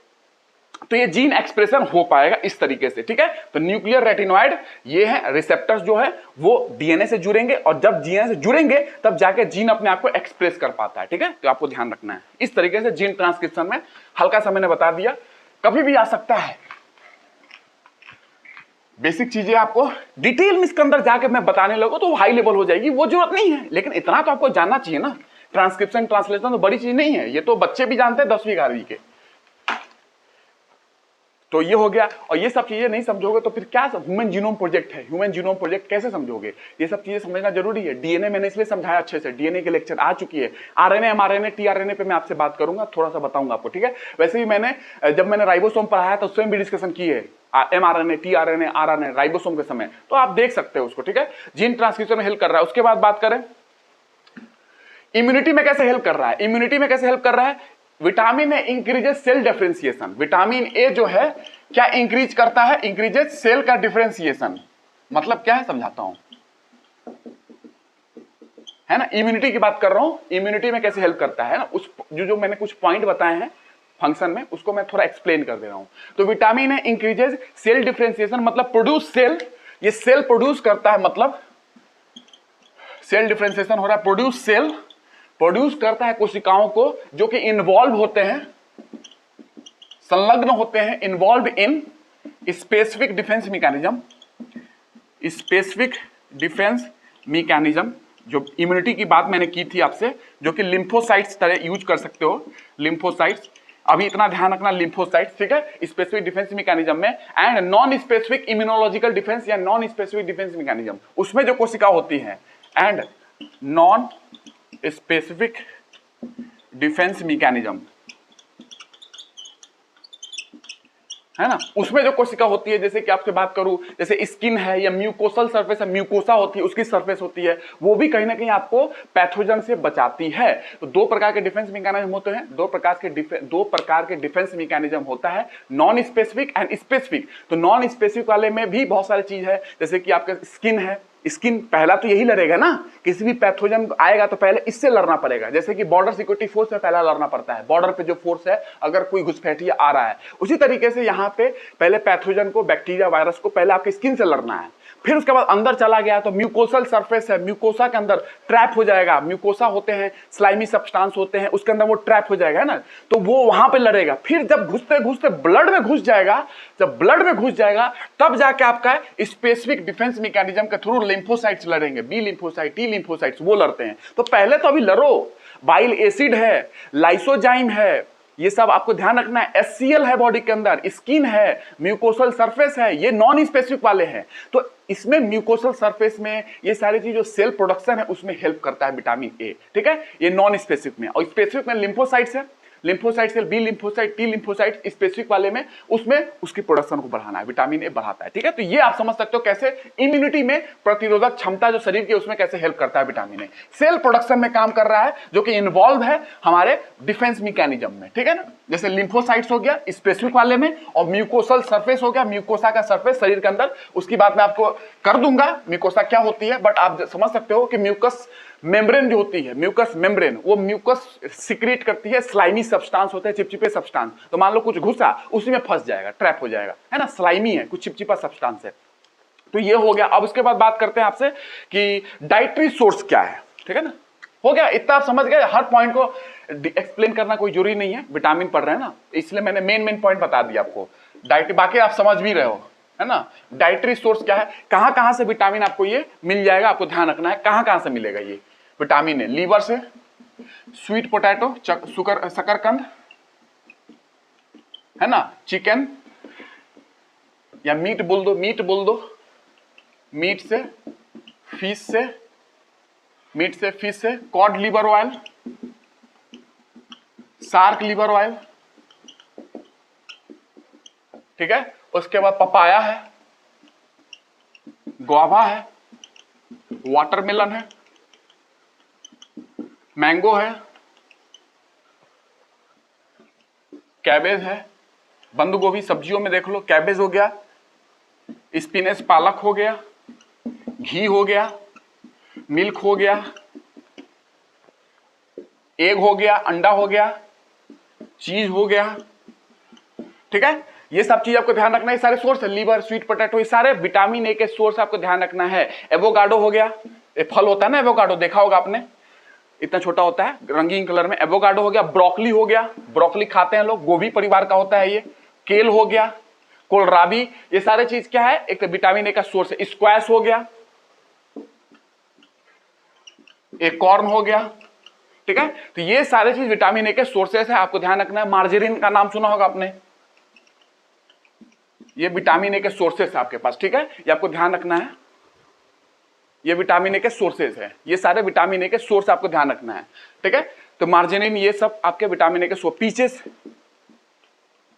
ये भी ध्यान रखना है, ये सारे विटामिन ए के सोर्स है, इससे भूलना नहीं है, कभी भी क्वेश्चन कहीं भी फंसा देगा, आपको ध्यान रखना। कैरेट वगैरह, कैरेट को कैसे छोड़ सकते हो, देखो कैरेट ये कैसे छूटेगा, कैरेट में तो अच्छी मात्रा में होती है विटामिन ए, ठीक है ना, ये आपको ध्यान रखना है। इसमें सबसे ज्यादा मुझसे पूछोगे तो स्वीट पोटैटो को ध्यान रखना, अच्छा मात्रा में विटामिन ए होता है, बहुत अच्छी मात्रा में, हाईएस्ट बोल सकते हो विटामिन ए। स्वीट पोटैटो, शकरकंद, जो कि लोग फास्टिंग के दौरान, फास्टिंग जब होती है, पर्व त्योहार होता है, फास्टिंग करते हैं, व्रत करते हैं, उसमें लोग खाते हैं, ठीक है, दूध में बहुत अच्छा लगता है ये स्वीट पोटैटो, ठीक है, ये आपको ध्यान रखना है। उसके बाद बात करें, उसके बाद आपको ये जानना है कि जैसे कि लेट्यूस होता है, लेट्यूस उसमें भी होता है, लेट्यूस, टोमेटो टमाटर में भी होता है, ठीक है ना, ये सारे, गुआवा वगैरह जानते हो ना, गुआवा, अमरूद, जाम, उसको उसमें भी होता है, ये आपको ध्यान रखना है। Cod liver oil, shark liver oil में होता है, बटर में है, घी में, बटर भी लिख लो, बटर लिखा है मैंने, बटर, बटर भी होता है, लिख लो, मक्खन बटर में भी होता है, ठीक है ना, इसका ध्यान रखना है आपको।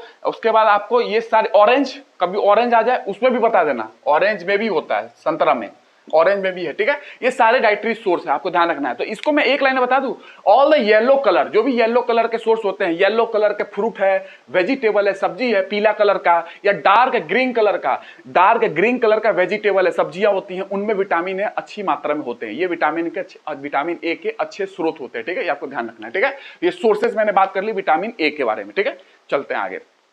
और जैसे कि पीला कलर आम मैंगो का होता है, मैंगो का जो पीला कलर होता है ना, वो बीटा कैरोटीन के कारण होता है, बीटा कैरोटीन, ठीक है, तो ऐसे बहुत सारे हैं, कैरोटीन मैंने आपको समझा दिया है, वही पीला कलर के लिए रिस्पॉन्सिबल है।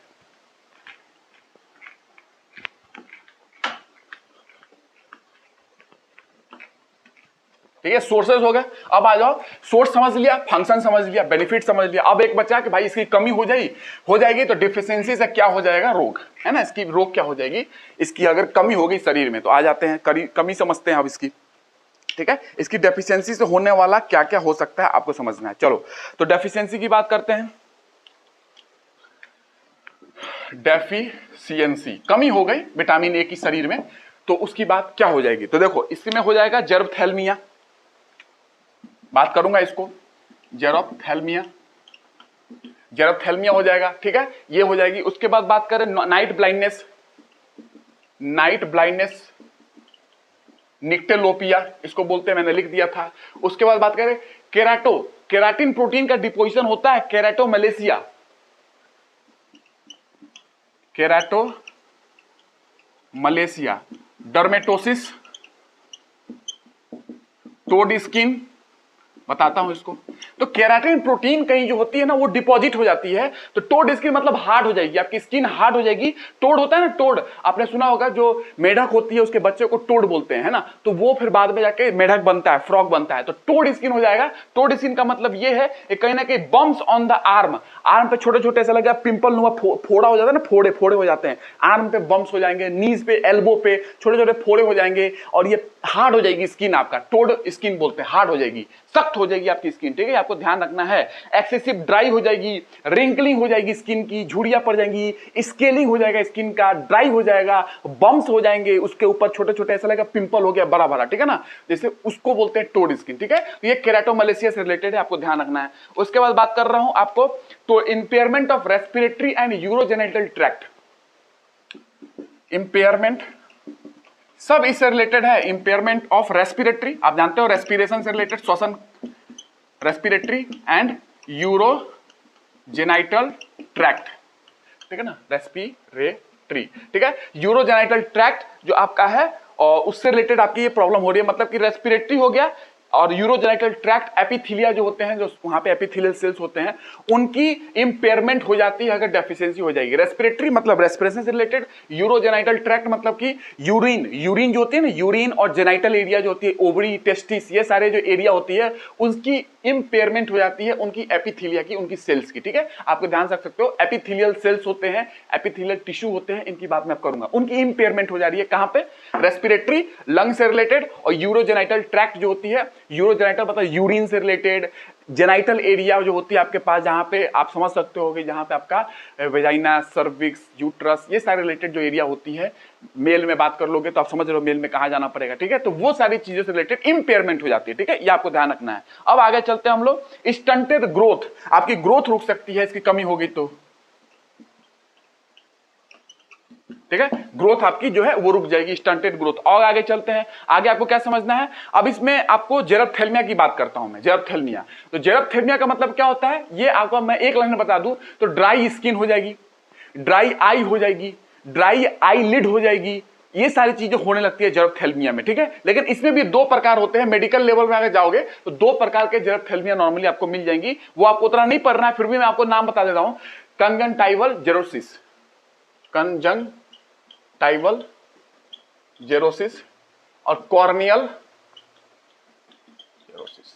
कंजंक्टिवा आंख की सबसे बाहरी लेयर होती है, कॉर्निया आप जानते हो, उनकी जेरोसिस ड्राइनेस हो रही है कहीं ना कहीं। तो नॉर्मली बात करोगे कंजंक्टिवा कैसा होता है, नॉर्मली नॉर्मल जब होगा तो वो नॉर्मली वेट होगा, स्मूथ होगा, साइनी होगा, ये चीज होगा। लेकिन अगर प्रॉब्लम आई, जेरप्थेल्मिया हुआ, तो जेरोसिस के अंदर क्या हो जाएगा, इसके अंदर में मडी हो जाएगा, मडी कलर का दिखेगा, डल दिखेगा, ड्राई सूखा सूखा दिखेगा, रिंकल्ड दिखेगा, झुर्रियां पड़ गई है कॉर्निया कंजंक्टिवा के ऊपर, आंख की जो बाहरी लेयर होती है झुर्रियां पड़ जाएंगी, डल दिखेगा, ड्राई दिखेगा, ऐसा हो जाएगा।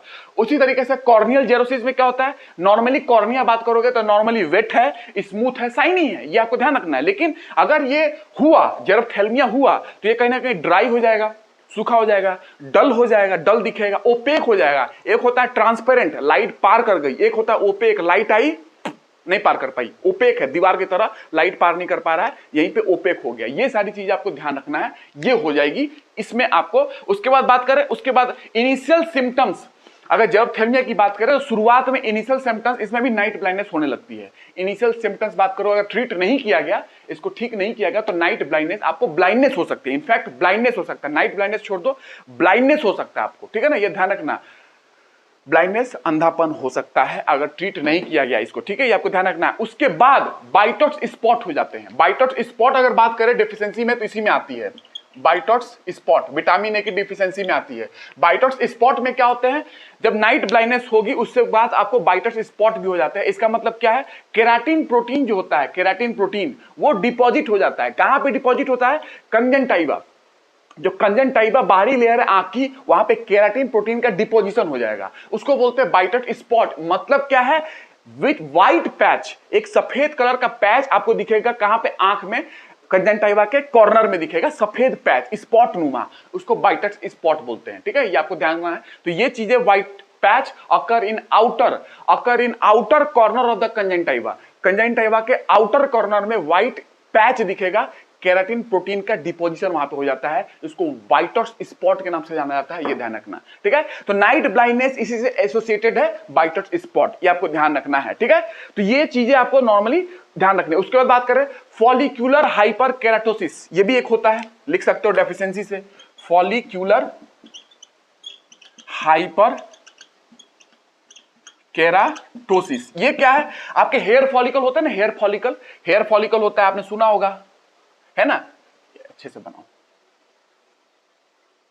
ठीक है। हेयर फॉलिकल्स होते हैं, हेयर फॉलिकल्स के पास में केराटिन प्रोटीन डिपॉजिट हो जाता है। हेयर फॉलिकल्स जो होते हैं, जहां पे हेयर निकल रही है फॉलिकल्स के पास से, तो वहां पे केराटिन प्रोटीन का डिपॉजिशन हो जाएगा। तो क्या हो जाएगा, इसके कारण आपका, जाहिर सी बात है, केराटिन प्रोटीन डिपॉजिटेड हो जाएगा, तो इससे रिलेटेड जेरोसिस हो सकता है, वहां पे ड्राइनेस हो सकता है, केराटिन प्रोटीन डिपॉजिट हो गया, ठीक है। इंपेयर्ड टिश्यू ग्रोथ, वहां के टिश्यू की ग्रोथ इंपेयर्ड हो जाएगी, नहीं हो पाएगी, ये सारी प्रॉब्लम हो सकती है, आपको ध्यान रखना है, ठीक है।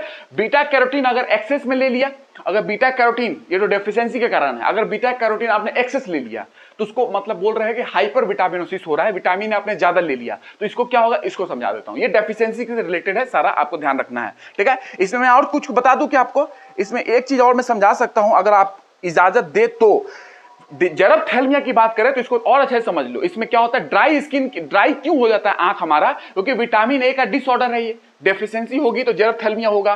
तो ये तो मैंने इतना समझा दिया। इसमें एक चीज ध्यान रखना कि stoppage of lacrimal activity, lacrimal gland जो होती है जो आंसू बनाती है वो अपनी एक्टिविटी को स्टॉप कर देता है। तो आंसू नहीं बनेगी तो हमारी स्किन, हमारी जो आंख है वो नमी नहीं रहेगी उसके अंदर में, वो सूख जाएगी। और फिर समझ सकते हो जब आंख सूख गई तो क्या होगा। तो लैक्रिमल ग्लैंड की एक्टिविटी कहीं ना कहीं इसमें बाधित हो जाती है, स्टॉप हो जाती है। तो कॉर्निया एंड आईलिड, कॉर्निया जो है और आईलिड जो आपका है आईलिड, वो ड्राई हो जाएगा, उसमें अल्सर भी हो सकता है, अल्सरेटेड बोलते हैं, अल्सर भी हो जाएगा। इसके साथ साथ it leads to swelling of dry eyelids, आपकी जो सूखी हुई आईलिड है वो फूल जाएगी। It leads to swelling of dry eyelids and opacity of cornea, cornea opaque हो जाएगी। ठीक है, आप समझ सकते हैं। तो ये है, अगर जेरोप्थेल्मिया को ट्रीट नहीं किया गया तो ब्लाइंडनेस हो जाती है, अंधापन आ जाता है लोगों के अंदर। ठीक है, ये आपको ध्यान रखना है। उसके बाद नाइट ब्लाइंडनेस की बात कर लेते हैं। ठीक है, तब मैं आपको हाइपर विटामिनोसिस की बात करता हूं। विटामिन आपने ज्यादा ले लिया तो क्या होगा। अभी तो ये डेफिशिएंसी है, कम लिया, विटामिन ए की कमी हो गई तो ये सारे चीज हो जाएंगे। शरीर के अंदर अगर विटामिन ए की कमी हो गई तो डेफिशिएंसी हो जाती है, उससे रिलेटेड डिजीज डिसऑर्डर मैंने डिस्कस कर लिया आपसे। ठीक है, एक मैं नाइट ब्लाइंडनेस के बारे में आपको कुछ बता देता हूं। ठीक है, नाइट ब्लाइंडनेस मतलब जिसको निक्टेलोपिया बोलते हैं, रतौंधी बोलते हैं, अंधेरे में नहीं दिखता है, शाम होते दिखना बंद हो जाता है। क्या हो रहा है उसमें बता रहा हूं। देखो देखो, आपके पास रोडोप्सिन पिगमेंट है, रोडोप्सिन पिगमेंट, ठीक है, रॉड्स के अंदर होती है, आंखों के अंदर रॉड्स होता है, उसकी डिस्कशन मैं करूंगा आपसे। रॉड्स के अंदर रोडोप्सिन पिगमेंट होती है, ये दो चीज से बना हुआ है, रेटिनिन और ऑप्सिन। रेटिनिन और ऑप्सिन से बना हुआ है, रेटिनिन एंड ऑप्सिन से बना हुआ है। रेटिनिन क्या होता है, retinene actually aldehyde derivative of vitamin A. ये रेटिनिन जो होता है वो एल्डिहाइड डेरिवेटिव होता है विटामिन ए का, aldehyde derivative of vitamin A, retinaldehyde भी बोल सकते हो। तो ये एल्डिहाइड डेरिवेटिव है विटामिन ए का। ऑप्सिन एक प्रोटीन है, आप जानते हो कि मैंने डिस्कशन किया है एक बार। तो कहीं ना कहीं रोडोप्सिन दो चीज से बना हुआ है। अब ये रोडोप्सिन के बारे में आपसे कुछ बता रहा हूं। ठीक है, ये तो समझ लिया रोडोप्सिन क्या होता है। अब बताता हूं इसमें। देखो नाइट ब्लाइंडनेस के अंदर क्या होता है, रतौंधी जब होती है, निक्टेलोपिया जब होता है, उसके अंदर क्या होता है, ये आपका आपके अंदर में रोडोप्सिन है, ये ऑप्सिन है। ठीक है, अब ये क्या होता है कि दिन के समय में, जब दिन का समय होगा, ब्राइट लाइट, जब दिन का समय लाइट ज्यादा होगी, प्रकाश ज्यादा होगा, सूर्य का प्रकाश ज्यादा है मान लो, तो ये ब्लीच हो जाता है। ब्लीच होकर रोडोप्सिन ऑप्सिन में कन्वर्ट हो जाएगा। उसके बाद देखो जब डिम लाइट होगा, शाम का समय, रात होने वाला है, तो डिम लाइट होगा, लाइट कम है उस समय, तो प्रकाश कम है उस समय, तो उसमें क्या होगा कि ऑप्सिन को रोडोप्सिन में चाहिए, क्योंकि रोडोप्सिन जो होता है वो डिम लाइट में एक्टिव होता है जब शाम का समय होगा। तो देखो क्या है कि ऑप्सिन में ये ब्लीच हुआ, उसके बाद ऑप्सिन को डिम लाइट जब होगी शाम के समय, तो ऑप्सिन कन्वर्ट होगा फिर रोडोप्सिन में कन्वर्ट होगा। लेकिन ये कन्वर्ट तभी होगा, ऑप्सिन, जब विटामिन ए यहां पे हो। विटामिन ए के सपोर्ट से ही ऑप्सिन जो है ये रोडोप्सिन में कन्वर्ट होता है। विटामिन अगर नहीं होगा तो ऑप्सिन रोडोप्सिन में कन्वर्ट नहीं होगा। तो डिम लाइट में आपको रोडोप्सिन चाहिए देखने के लिए, और ऑप्सिन से रोडोप्सिन बना नहीं तो डिम लाइट में दिख नहीं पाएगा, रतौंधी हो जाएगी, रात में दिखेगा नहीं। आपको ये समझ सकते हो नाइट ब्लाइंडनेस बोला जाता है। ठीक है, तो नॉर्मली रोडोप्सिन ऑप्सिन में कन्वर्ट होता है, ब्लीच होके ब्राइट लाइट, जब ज्यादा लाइट हो तब ये ब्लीच हो जाएगा ऑप्सिन में, और ऑप्सिन रोडोप्सिन में जाएगा कब, जब डिम लाइट हो, जब शाम का समय हो, अंधेरा होने वाला हो, तो उस समय। लेकिन वो तभी जाएगा जब विटामिन ए आपके पास है, विटामिन ए शरीर में है। विटामिन ए नहीं है तो ऑप्सिन रोडोप्सिन में कन्वर्ट नहीं होगा और आपको डिम लाइट में दिखेगा नहीं। नाइट ब्लाइंडनेस का कॉन्सेप्ट यही है, जिसको निक्टेलोपिया बोला जाता है। ये एक तरीके का साइकिल है, निक्टेलोपिया। ठीक है, टेक्निकली नाइट ब्लाइंडनेस रतौंधी के नाम से जाना जाता है। ठीक है, ये आपको ध्यान रखना है। उसके बाद आगे चलते हैं, ये समझ लिया ना।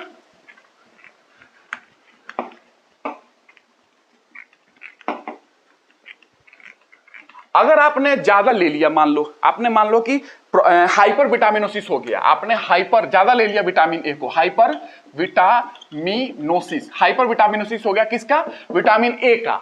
ठीक है, तो ज्यादा अगर विटामिन आपने ले लिया किसी भी विटामिन को, उसको हाइपर विटामिनोसिस बोलते हैं, और विटामिन की कमी हो गई उसको हाइपोविटामिनोसिस बोलते हैं। ठीक है, तो इसको अगर आपने मान लिया ज्यादा समय से विटामिन ए ज्यादा ले रहे हो, आपने विटामिन अपने शरीर में सालों से ज्यादा मात्रा में लेते जा रहे हो, उसको क्रोनिक बोलते हैं। लंबे समय से विटामिन आप ज्यादा ले रहे हो अपने शरीर में, क्रोनिक है, क्रोनिक।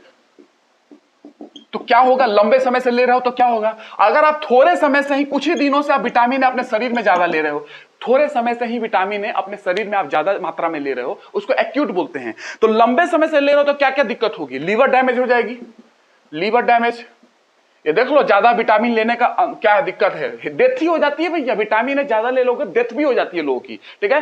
हेयर लॉस हो जाएगा, हेयर लॉस हो जाएगा। उससे रिलेटेड फिर बोन एंड मसल पेन होगी, बोन में मसल में पेन होगी, बोन एंड मसल पेन।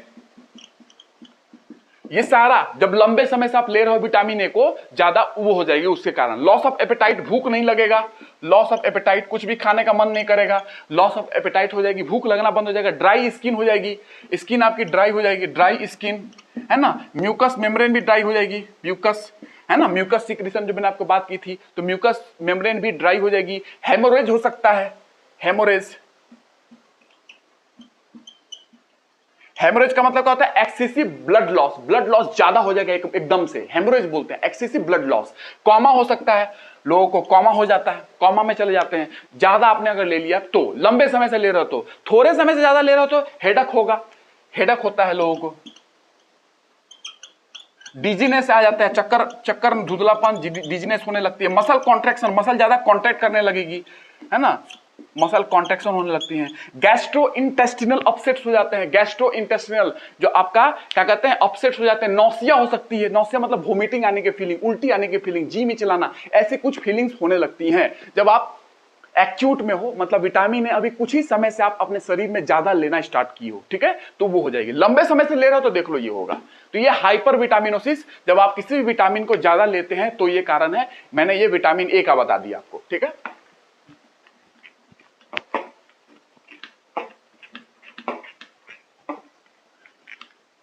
उसके बाद बात करते हैं, उसके बाद आपको मैं बता दूं रेटिनाइटिस पिगमेंटोसा, ये क्या है सुन लो थोड़ा, रेटिनाइटिस पिगमेंटोसा।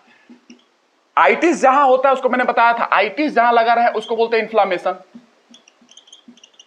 इन्फ्लामेशन जहां होगा तो उसका सिम्टम होगा 4, वहां पर रेड हो जाएगा, वहां पे स्वेलिंग होगी, वहां पे पेन होगा, वहां पे लोकल वार्मथ हो जाएगी, वहां पे थोड़ा गरम गरम लगेगा, उसको इन्फ्लामेशन बोलते हैं, आइटिस, ठीक है। तो retinitis pigmentosa, pigmentation of retina, retina का, रेटिना जो होती है ना आंखों के अंदर, उसका पिगमेंटेशन हो जाता है वहां पे, ठीक है ना, तो पिगमेंट ज्यादा हो जाएगी वहां पे, तो उसके कारण रेटिनाइटिस पिगमेंटोसा, पिगमेंटेशन हो जा रही है रेटिना की, ये आपको ध्यान रखना है ये शब्द को, ठीक है। और उसके बाद बीटा कैरोटीन अगर एक्सेस में ले लिया आपने, मान लो बीटा कैरोटीन आपने एक्सेस में ले लिया, बीटा कैरोटीन, ये मैंने शुरुआत में बताया था आपको, अगर बीटा कैरोटीन आपने एक्सेस में ले लिया, ज्यादा ले लिया, तो आपकी पूरी स्किन पीली पड़ सकती है, डिसकलरेशन ऑफ स्किन हो जाएगा, स्किन पीली पड़ जाएगी, आपको ध्यान रखना है, येलो कलर की स्किन हो जाती है, ठीक है, ये हो गया। अब आगे चलते हैं, ठीक है। वैसे विटामिन ए टॉक्सिसिटी भी होती है, कुछ नाम होता है vitamin A toxicity. Vitamin A toxicity में एक्यूट टॉक्सिसिटी क्या है, क्रोनिक टॉक्सिसिटी क्या है, उसके बाद कॉन्जेनाइटल टॉक्सिसिटी क्या होती है, कॉन्जेनाइटल मेल फॉर्मेशन के नाम से जाना जाता है। ये भी टर्म्स आते हैं, आपको जरूरत नहीं है, मैंने जितना बता दिया, आप किसी भी एग्जाम में बैठ जाओगे, एग्जामिनर भी कहेगा मुझे नहीं पता इतना, ठीक है ना, सारा सॉल्व होगा, इतनी मैं गारंटी दे रहा हूं, ठीक है, इससे ज्यादा आपको नहीं चाहिए। अब आगे चलते हैं हम लोग विटामिन डी की बात करते हैं। विटामिन डी क्या है, आते हैं विटामिन डी के बारे में, थोड़ा सा विटामिन डी बता देता हूं, फिर अगले क्लास से एक एक विटामिन कंप्लीट करते जाएंगे। विटामिन डी, विटामिन डी को हम लोग सनशाइन विटामिन के नाम से जानते हैं, सनशाइन विटामिन, क्योंकि सूरज से रिलेटेड है, आपको याद होगा मैंने बताया है। सनशाइन, एंटी रिकेट्स विटामिन के नाम से जानते हैं, एंटी रिकेट्स विटामिन के नाम से जानते हैं, ठीक है। उसके बाद sunshine vitamin, anti rickets vitamin, उसके बाद अगर बात करें तो कहीं ना कहीं ये सनशाइन एंटी रिकेट्स हो गया, रिकेट्स जानते हो ना, बच्चों में होता है रिकेट्स वगैरह, ये आपको पता होगा, उससे रिलेटेड है। उसके बाद बात करें तो दो फॉर्म में ये नॉर्मली पाए जाते हैं, 2 फॉर्म में नॉर्मली पाया जाता है, जो इंपॉर्टेंट फॉर्म है ये 2 फॉर्म, ऐसे 10 प्रकार के विटामिन डी हो जाते हैं, लेकिन 2 फॉर्म, 2 रूप विटामिन के डी के इंपॉर्टेंट है, विटामिन D2 और विटामिन D3, ये 2 इंपॉर्टेंट है। विटामिन D2 को एर्गो कैल्सीफेरॉल बोलते हैं, और ये कोले कैल्सीफेरॉल के नाम से जाना जाता है, कोले कैल्सीफेरॉल। ये 2 आपका जो है ये इंपॉर्टेंट है, एर्गो कैल्सीफेरॉल, कोले कैल्सीफेरॉल, ये 2 है जो विटामिन डी के मेन फॉर्म है, जो मेन आपका जानते हो। वैसे 10 प्रकार के नॉर्मली होते हैं ये, लेकिन D2 D3 ये मेन आपके फॉर्म है, इसको आपको ध्यान रखना है। D2 D3 ये मेन फॉर्म है विटामिन के, ठीक है। तो calciferol, sunshine vitamin, anti rickets vitamin, ये कैल्सीफेरॉल बोल रहे हैं ना, कैल्सीफेरॉल, इसके नाम से विटामिन डी को कैल्सीफेरॉल भी बोला जाता है, कैल्सीफेरॉल, है ना, कैल्सीफेरॉल आ रहा है ना, देखो ना कैल्सीफेरॉल, ठीक है। तो जो कॉमन विटामिन डी है उसमें कैल्सीफेरॉल आ रहा है, तो आपने कभी भी सुना होगा विटामिन डी को कैल्सीफेरॉल भी बोला जाता है। एंटी रिकेट्स विटामिन तो बोला ही जा रहा है, एंटी रेचिटिक विटामिन भी बोला जाता है, इसको ध्यान रखना, एंटी रेचिटिक विटामिन भी बोला जाता है, ठीक है। जैसे कि विटामिन ए को एंटी जरथर्मिक विटामिन बोला जाता है, उसी तरीके से एंटी रेचिटिक मतलब कि कहीं ना कहीं रिकेट्स जो बच्चों में होते हैं उससे होने से एंटी है, बचा रहा है, ठीक है। ये तरीके समझ सकते हो, ठीक है। Anti rickets, anti rachitic, calciferol, sunshine vitamin, ये सारा विटामिन डी का नाम है। इसमें कॉमन जो मेन है D2 है, D3 है। एर्गो कैल्सीफेरॉल जो है ये प्लांट में पाया जाता है, नॉर्मली प्लांट वगैरह में आपको मिल जाएगा, प्लांट प्रोडक्ट में फंजाई से मिल जाएगा, ईस्ट से मिल जाएगा, ये सारे जगह से आपको एर्गो कैल्सीफेरॉल मिल जाता है। लेकिन D3 की बात करोगे तो which is synthesise in body from cholesterol. D3 जो होता है ये वाला, ये बॉडी के अंदर सिंथेसाइज होता है, बॉडी के अंदर सिंथेसाइज होता है, संश्लेषण होता है इन कोलेस्ट्रॉल, मतलब कि cholesterol from cholesterol. Actually cholesterol आपके स्किन के अंदर होना चाहिए, वहीं पे विटामिन D3 सिंथेसाइज होता है, लेकिन in the presence of ultraviolet B radiation, UV B radiation के प्रेजेंस में होगा, सनलाइट के प्रेजेंस में। इसको कोलेकैल्सीफेरॉल बोलते हैं, ठीक है। तो ये आपको ध्यान रखना है, इसको टर्म लिख सकते हो, which is synthesise in body, which is synthesised in body from cholesterol, cholesterol से। तो सब कोलेस्ट्रॉल खराब नहीं होते हैं, गुड कोलेस्ट्रॉल भी होता है, बैड कोलेस्ट्रॉल भी होता है। कोलेस्ट्रॉल हमारे बॉडी में होना चाहिए, बिकॉज विदाउट कोलेस्ट्रॉल स्किन में अंदर, स्किन के नीचे कोलेस्ट्रॉल नहीं होगा तो विटामिन D3 सिंथेसाइज नहीं होगा, भले सनलाइट आए चाहे ना आए, ठीक है। तो which is synthesise in body from cholesterol, cholesterol से, that is from ultraviolet B radiation. उसके प्रेजेंस में सनलाइट में अल्ट्रावायलेट बी चाहिए आपको, बाकी अल्ट्रावायलेट ए नहीं बी से होगा, ध्यान रखना। ये चीज आपके पास है नॉमिनी, आपको ध्यान रखना है। अब आगे चलते हैं। ये विटामिन के दो फॉर्म आपने देखा है, मेन इंपॉर्टेंट फॉर्म है, और भी प्रकार होते हैं, ये दो इंपॉर्टेंट है, ज्यादा महत्वपूर्ण है, ये अलग अलग नाम विटामिन डी के, ठीक है। अच्छा, विटामिन ए की जब खोज की बात की जाएगी तो कहीं ना कहीं आपको बहुत सारे नाम मिल सकते हैं, क्योंकि एक आदमी का नाम नहीं आता, ये प्रोसेस रही है डिस्कवरी की। विटामिन ए, विटामिन डी, इनकी एक डिस्कवरी की एक समय चली है, लंबे समय तक इन चीजों की बात चली है। लेकिन फिर भी आपसे कोई पूछे कि विटामिन ए की डिस्कवरी किसने की, तो दो आदमी का नाम आता है, एक हॉल्म्स का नाम आता है, हॉल्म्स, नहीं तो मैकुलम का भी नाम कहीं कहीं दिया गया है ना, इनका भी नाम दिया गया, हॉल्म्स का भी नाम आता है, ध्यान रखना। विटामिन ए की डिस्कवरी से रिलेटेड है, विटामिन ए की डिस्कवरी हॉल्म्स का नाम आता है, आप ध्यान रख सकते हो, ठीक है, ये ध्यान रख सकते हो। बाकी बहुत लोगों का नाम आता है, मैकुलम का भी नाम आता है, अलग अलग जगहों पर, अलग अलग बुक में ये सब लिखा हुआ है, क्योंकि एक आदमी का नाम ही नहीं है ना। एक्चुअली ये पूरी प्रोसेस रही है खोज डिस्कवरी की पूरी प्रोसेस रही है, ये प्रक्रिया रही है, पूरी एक सीरीज में इवेंट्स होते गए हैं, डिस्कवरी होते गई है, बहुत लोग वर्क कर रहे थे अलग अलग फील्ड में, अलग अलग जगहों पे। तो ये विटामिन ए की जो डिस्कवरी है, इसमें हॉल्म्स का भी नाम आता है, बहुत लोगों का नाम आता है, ठीक है, ये आपको ध्यान रखना है इतना। और उसके बाद अगर मैं आपको बताऊं तो कुछ चीजें आप ध्यान रख सकते हैं, कुछ चीजें में जैसे आपको ये बता दूं कि विटामिन ए और विटामिन जो क्या कहते हैं डी है, इसकी अगर बात करोगे तो इसमें आपको एक चीज ध्यान रखना है कि कहीं कहीं आपको दिखाया जाएगा कि पॉल कैरर जो है describe the chemical structure of vitamin A. Paul carrier, vitamin A की बात कर लूं, पॉल कैरर जो है, Paul carrier describe the chemical structure of vitamin ए, रासायनिक स्ट्रक्चर जो विटामिन ए का है, 1932 के आसपास की बात है, ये पॉल कैरर ने बताई थी, है ना, विटामिन ए की। उसके बाद बात करें तो हैरी हॉल्म्स, जो मैंने बात किया हॉल्म्स की, जो जिनको आप बोल सकते हो कि डिस्कवरर है, ठीक है। तो हॉल्म्स जो है ये ठीक है, ये जो हैरी हॉल्म्स हैं, ये हैरी हॉल्म्स के बारे में बोला जाता है। एंड कॉर्बेट भी आते हैं कि इन्होंने आइसोलेट किया था विटामिन को और क्रिस्टलाइज भी किया था विटामिन ए को, 1937 के आसपास की बात है, ठीक है। तो हैरी हॉल्म्स एंड कॉर्बेट का नाम आता है। इन्होंने क्या किया था, आइसोलेट किया था विटामिन ए को और क्रिस्टलाइज भी किया था, क्रिस्टलाइज रवा भी तैयार किया था, 1937 के आसपास की बात है, ये आप ध्यान रख सकते हो, 1937 के आसपास की बात है। और ये 1932 के आसपास की बात है कि पॉल कैरर ने विटामिन ए के केमिकल स्ट्रक्चर के बारे में बताया था, ठीक है, वही केमिकल स्ट्रक्चर जो मैंने लिखी थी ना, CHO का, वही वाली, ठीक है। तो ये नॉर्मल जानकारी आपको ध्यान रखनी है। हॉल्म्स की डिस्कवरी के बारे में कोई बात करें तो हॉल्म्स को आप बता सकते हो। हॉल्म्स अगर ऑप्शन में नहीं है, मैकुलम जो होगा ऑप्शन में मैकुलम, तो उनकी बात भी आप कर सकते हो, एल्मर मैकुलम, कि विटामिन ए की डिस्कवरी इन्होंने किया। तो ये ऑप्शन के हिसाब से जाएगा, क्योंकि एक आदमी का नाम है ही नहीं, अलग अलग आदमी का नाम अलग अलग किताबों में दिया गया है, ठीक है, ये समझ सकते हो। उसके बाद बात करें विटामिन डी की, तो विटामिन डी में अब आते हैं हम लोग विटामिन डी के बारे में, तो फंक्शन की बात करते हैं एक्चुअली। ठीक है। तो फंक्शन में आपको बता दूं, वैसे अगले क्लास में आपको डिस्कशन करूंगा। एक्चुअली मैं आपको बताऊंगा कि विटामिन डी एक्टिव फॉर्म में कैसे बनता है। एक्टिव फॉर्म में बताऊं, थोड़ा सा हल्का सुन लो, फिर मैं डिस्कशन कर लूंगा। विटामिन डी एक्टिव फॉर्म में कैसे बनता है। इनएक्टिव होते हैं नॉर्मली, सनलाइट आया,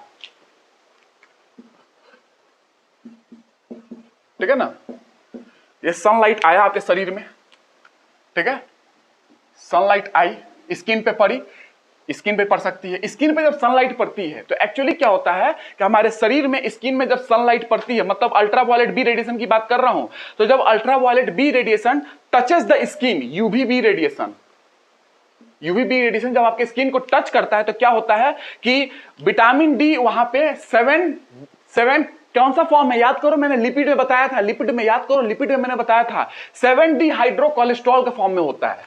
7 हाइड्रो कोलेस्ट्रॉल के फॉर्म में होता है। ये विटामिन आपका उस फॉर्म में होता है, विटामिन डी 7 हाइड्रो कोलेस्ट्रॉल। ये क्या करेगा, ये अभी जब स्किन में पड़ी है अल्ट्रावायलेट बी रेडिएशन तो आपके पास इस फॉर्म में विटामिन डी है, ये अभी प्रो विटामिन फॉर्म है, अभी विटामिन डी का ये इनएक्टिव फॉर्म है। फिर ये लीवर में जाएगा, लीवर में यहाँ पे यकृत में इसका मेटाबॉलिज्म होगा, यहाँ पे यकृत में इसके अंदर क्या होगा, यकृत में ये मेटाबोलाइज होगा, इसके अंदर में प्रोसेस होगी, रिएक्शंस होंगे और ये कन्वर्ट हो जाएगा 25 हाइड्रोक्सी कोलेकैल्सिफेरॉल। ये कन्वर्ट हो जाएगा लीवर में 25 हाइड्रोक्सी मतलब OH बोल सकते हो, कोलेकैल्सिफेरॉल, कोलेकैल्सिफेरॉल, ठीक है। या 25 हाइड्रोक्सी कोलेकैल्सिफेरॉल में कन्वर्ट हुआ लीवर के अंदर, ये यहां से लीवर में आया, लीवर में ये बना, लीवर में जब ये बन जाएगा from there it reaches to kidney, उसके बाद ये किडनी में जाएगा और किडनी में इसकी फाइनल यहां पे काम होता है, फाइनल इसको एक्टिवेट किया जाता है किडनी के अंदर, तो किडनी में जाएगा, here it is the active form, यहां पे ये एक्टिव फॉर्म में बदलेगा जो कि नाम हो जाएगा 1,2,5 डाइहाइड्रोक्सी कोलेकैल्सिफेरॉल। यहां पे 1,2,5 डाइहाइड्रोक्सी मतलब डाइहाइड्रोक्सी मतलब 2OH है यहाँ पे, ठीक है ना, OH ग्रुप मतलब हाइड्रोक्सी, कोलेकैल्सिफेरॉल, कोलेकैल्सिफेरॉल, ये एक्टिव फॉर्म है आपका जो किडनी में बन रहा है। यहां से शुरुआत हुई लीवर से, लीवर में ये बना, यहां से किडनी में आया, ये किडनी में आने के बाद ये बना, ये वाला 1,2,5 डाइहाइड्रोक्सी कोलेकैल्सिफेरॉल। ये जो विटामिन डी का एक्टिव फॉर्म है, यही है विटामिन डी का एक्टिव फॉर्म। ये जो विटामिन डी का एक्टिव फॉर्म है ये हेल्प करता है absorption of calcium in the body. आपकी बॉडी के अंदर जो कैल्शियम एब्जॉर्प्शन होती है ना, वो कौन सा विटामिन है जो हेल्प करता है, वो ये फॉर्म है विटामिन डी का, ये एक्टिव फॉर्म, ये सक्रिय फॉर्म है, सक्रिय रूप है जो कि आपके अंदर में विटामिन जो कैल्शियम है उसके एब्जॉर्प्शन को प्रमोट करता है, सहायता करता है बॉडी के अंदर, ठीक है। ये तो ऐसे विटामिन डी, सनलाइट आती है स्किन के अंदर, कोलेस्ट्रॉल के अंदर, आप जानते हो ये है, ये जाके लीवर में जाएगा, लीवर में जाने के बाद ये बनेगा, ये बनने के बाद ये किडनी में जाएगा, किडनी में जाने के बाद ये बनेगा, ये active form of vitamin D है जो कि सहायता करता है calcium absorption in our body, calcium का एब्जॉर्ब हो बॉडी में, अदरवाइज एब्जॉर्ब नहीं होती है कैल्शियम। आप जानते हो विटामिन डी के अगर प्रेजेंस नहीं रहा, विटामिन डी की डेफिशिएंसी हो जाती है तो कैल्शियम एंड फास्फोरस भी एक होता है जिसकी एब्जॉर्प्शन हैम्पर हो जाती है, जिसके एब्जॉर्प्शन में बाधा आ जाती है, ठीक है। ये आपको ध्यान रखना है। ये नॉर्मल मैंने आपको बता दिया विटामिन डी के बारे में। अब बाकी अगली क्लास में फंक्शन, इससे रिलेटेड डिजीज डेफिशिएंसी, इसके सोर्स क्या है उसकी बात मैं आपसे करूंगा, ठीक है। तो अगले क्लास में मिलते हैं, धन्यवाद। और एमपीपीएससी की बैच में स्टार्ट कर रहा हूं, ये चलती रहेगी अपनी यूपीएससी की, और ये कोई भी पीएससी का लड़का देख सकता है, इतनी कोई दिक्कत नहीं है। बट मैं स्पेशली लॉन्च कर रहा हूं एमपीपीएससी का जीएस पेपर 3 पहले कंप्लीट करेंगे, उसके बाद ज्योग्राफी, उसके बाद देखेंगे तो हिस्ट्री पॉलिटी की बात करेंगे, ठीक है। बट पहले ये तो मिलते हैं नेक्स्ट क्लास में, धन्यवाद। और जितने लोगों को मैं मेहनत कर रहा हूं, आपको थोड़ा सा अपने अंदर से वो इंसानियत बाहर निकालो और थोड़ा सा राइट करो। कहाँ? कमेंट सेक्शन में।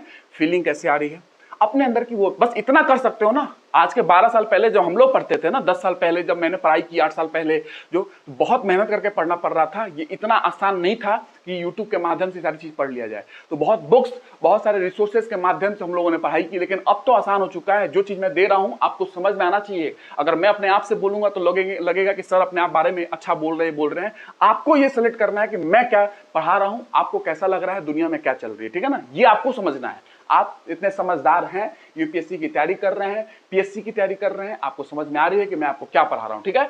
बाकी मुझे बताने की कोई जरूरत नहीं है, इतने आप समझदार हैं। इतना अगर कोई समझदार नहीं हो तो फिर यूपीएससी की तैयारी क्यों करे, ठीक है ना। तो जाहिर सी बात है आप समझ सकते हैं। तो नेक्स्ट क्लास में मिलते हैं, धन्यवाद। अपने अंदर की एक्सप्रेशन बाहर लाओ, right to freedom and speech and expression. Freedom है आपकी स्पीच एंड एक्सप्रेशन की, अपने आप को एक्सप्रेस करो with the help of YouTube on comment section, ठीक है। तो आपको ध्यान रखना है, ये सारी चीजों को कमेंट करते जाओ, जो भी दिल की बात है बाहर निकालो, अच्छा लगा है तो बाहर निकालो, ये निकालना जरूरी है, अंदर नहीं रखा जाता है। जो अच्छाई है किसी बोलना है उसको बोलो, तब मुझे समझ में आएगा कि अच्छा ये चीजें है, ये कहाँ कमी है। एक्चुअली कमी तो बहुत रेयर है कि मैं पढ़ाऊं कमी आ जाए, क्योंकि बहुत फिनिशिंग किया गया है मेरी पढ़ाई में, बहुत फिनिशिंग है। मैं आपसे क्या बताऊं, बहुत फिनिशिंग है। अगर मैं इसमें आ जाऊं 1 घंटे तक आपको बता सकता हूं केमिस्ट्री में ये जो प्रोसेस हुई है ना, बट आपको जरूरत नहीं है। तो बहुत फिनिशिंग है, कमी नहीं होगी, लेकिन फिर भी हर किसी की एक्सपेक्टेशन जो होती है अलग अलग होती है, हर बच्चों की उम्मीद अलग अलग होती है, वो चीज आप लिख सकते हो, उसमें कोई दिक्कत नहीं है। मैं आपकी हर उम्मीद पे खरा उतरूंगा, हर उम्मीद को आपको पूरा करूंगा जो आपको चाहिए, ठीक है। तो मिलता हूं नेक्स्ट क्लास में, धन्यवाद। और आगे से कंटिन्यू करते रहो, पिछला क्लास देख लेना, जो भी है डायरेक्ट मत आया करना, है ना। मतलब कि कोई डायरेक्ट देख लिए समझ में नहीं आया, एक सीरीज चल रही है, पहले वाला सीरीज में लिंक रखता हूं, फिर उसका अगला क्लास आती है, लिंकिंग से चला रहा हूं। लिंकिंग समझ में आनी चाहिए, तब जाके आप एग्जाम को इजीली क्रैक कर पाओगे। लिंकिंग होगी तभी जाके आप याद रख पाओगे, तभी जाके लिख पाओगे। लिंकिंग के बिना नहीं हो सकता है, इसीलिए मैं रैंडम नहीं पढ़ाता हूं, सब लिंकिंग के साथ चल रही है, ठीक है। तो मिलते हैं नेक्स्ट क्लास में, धन्यवाद।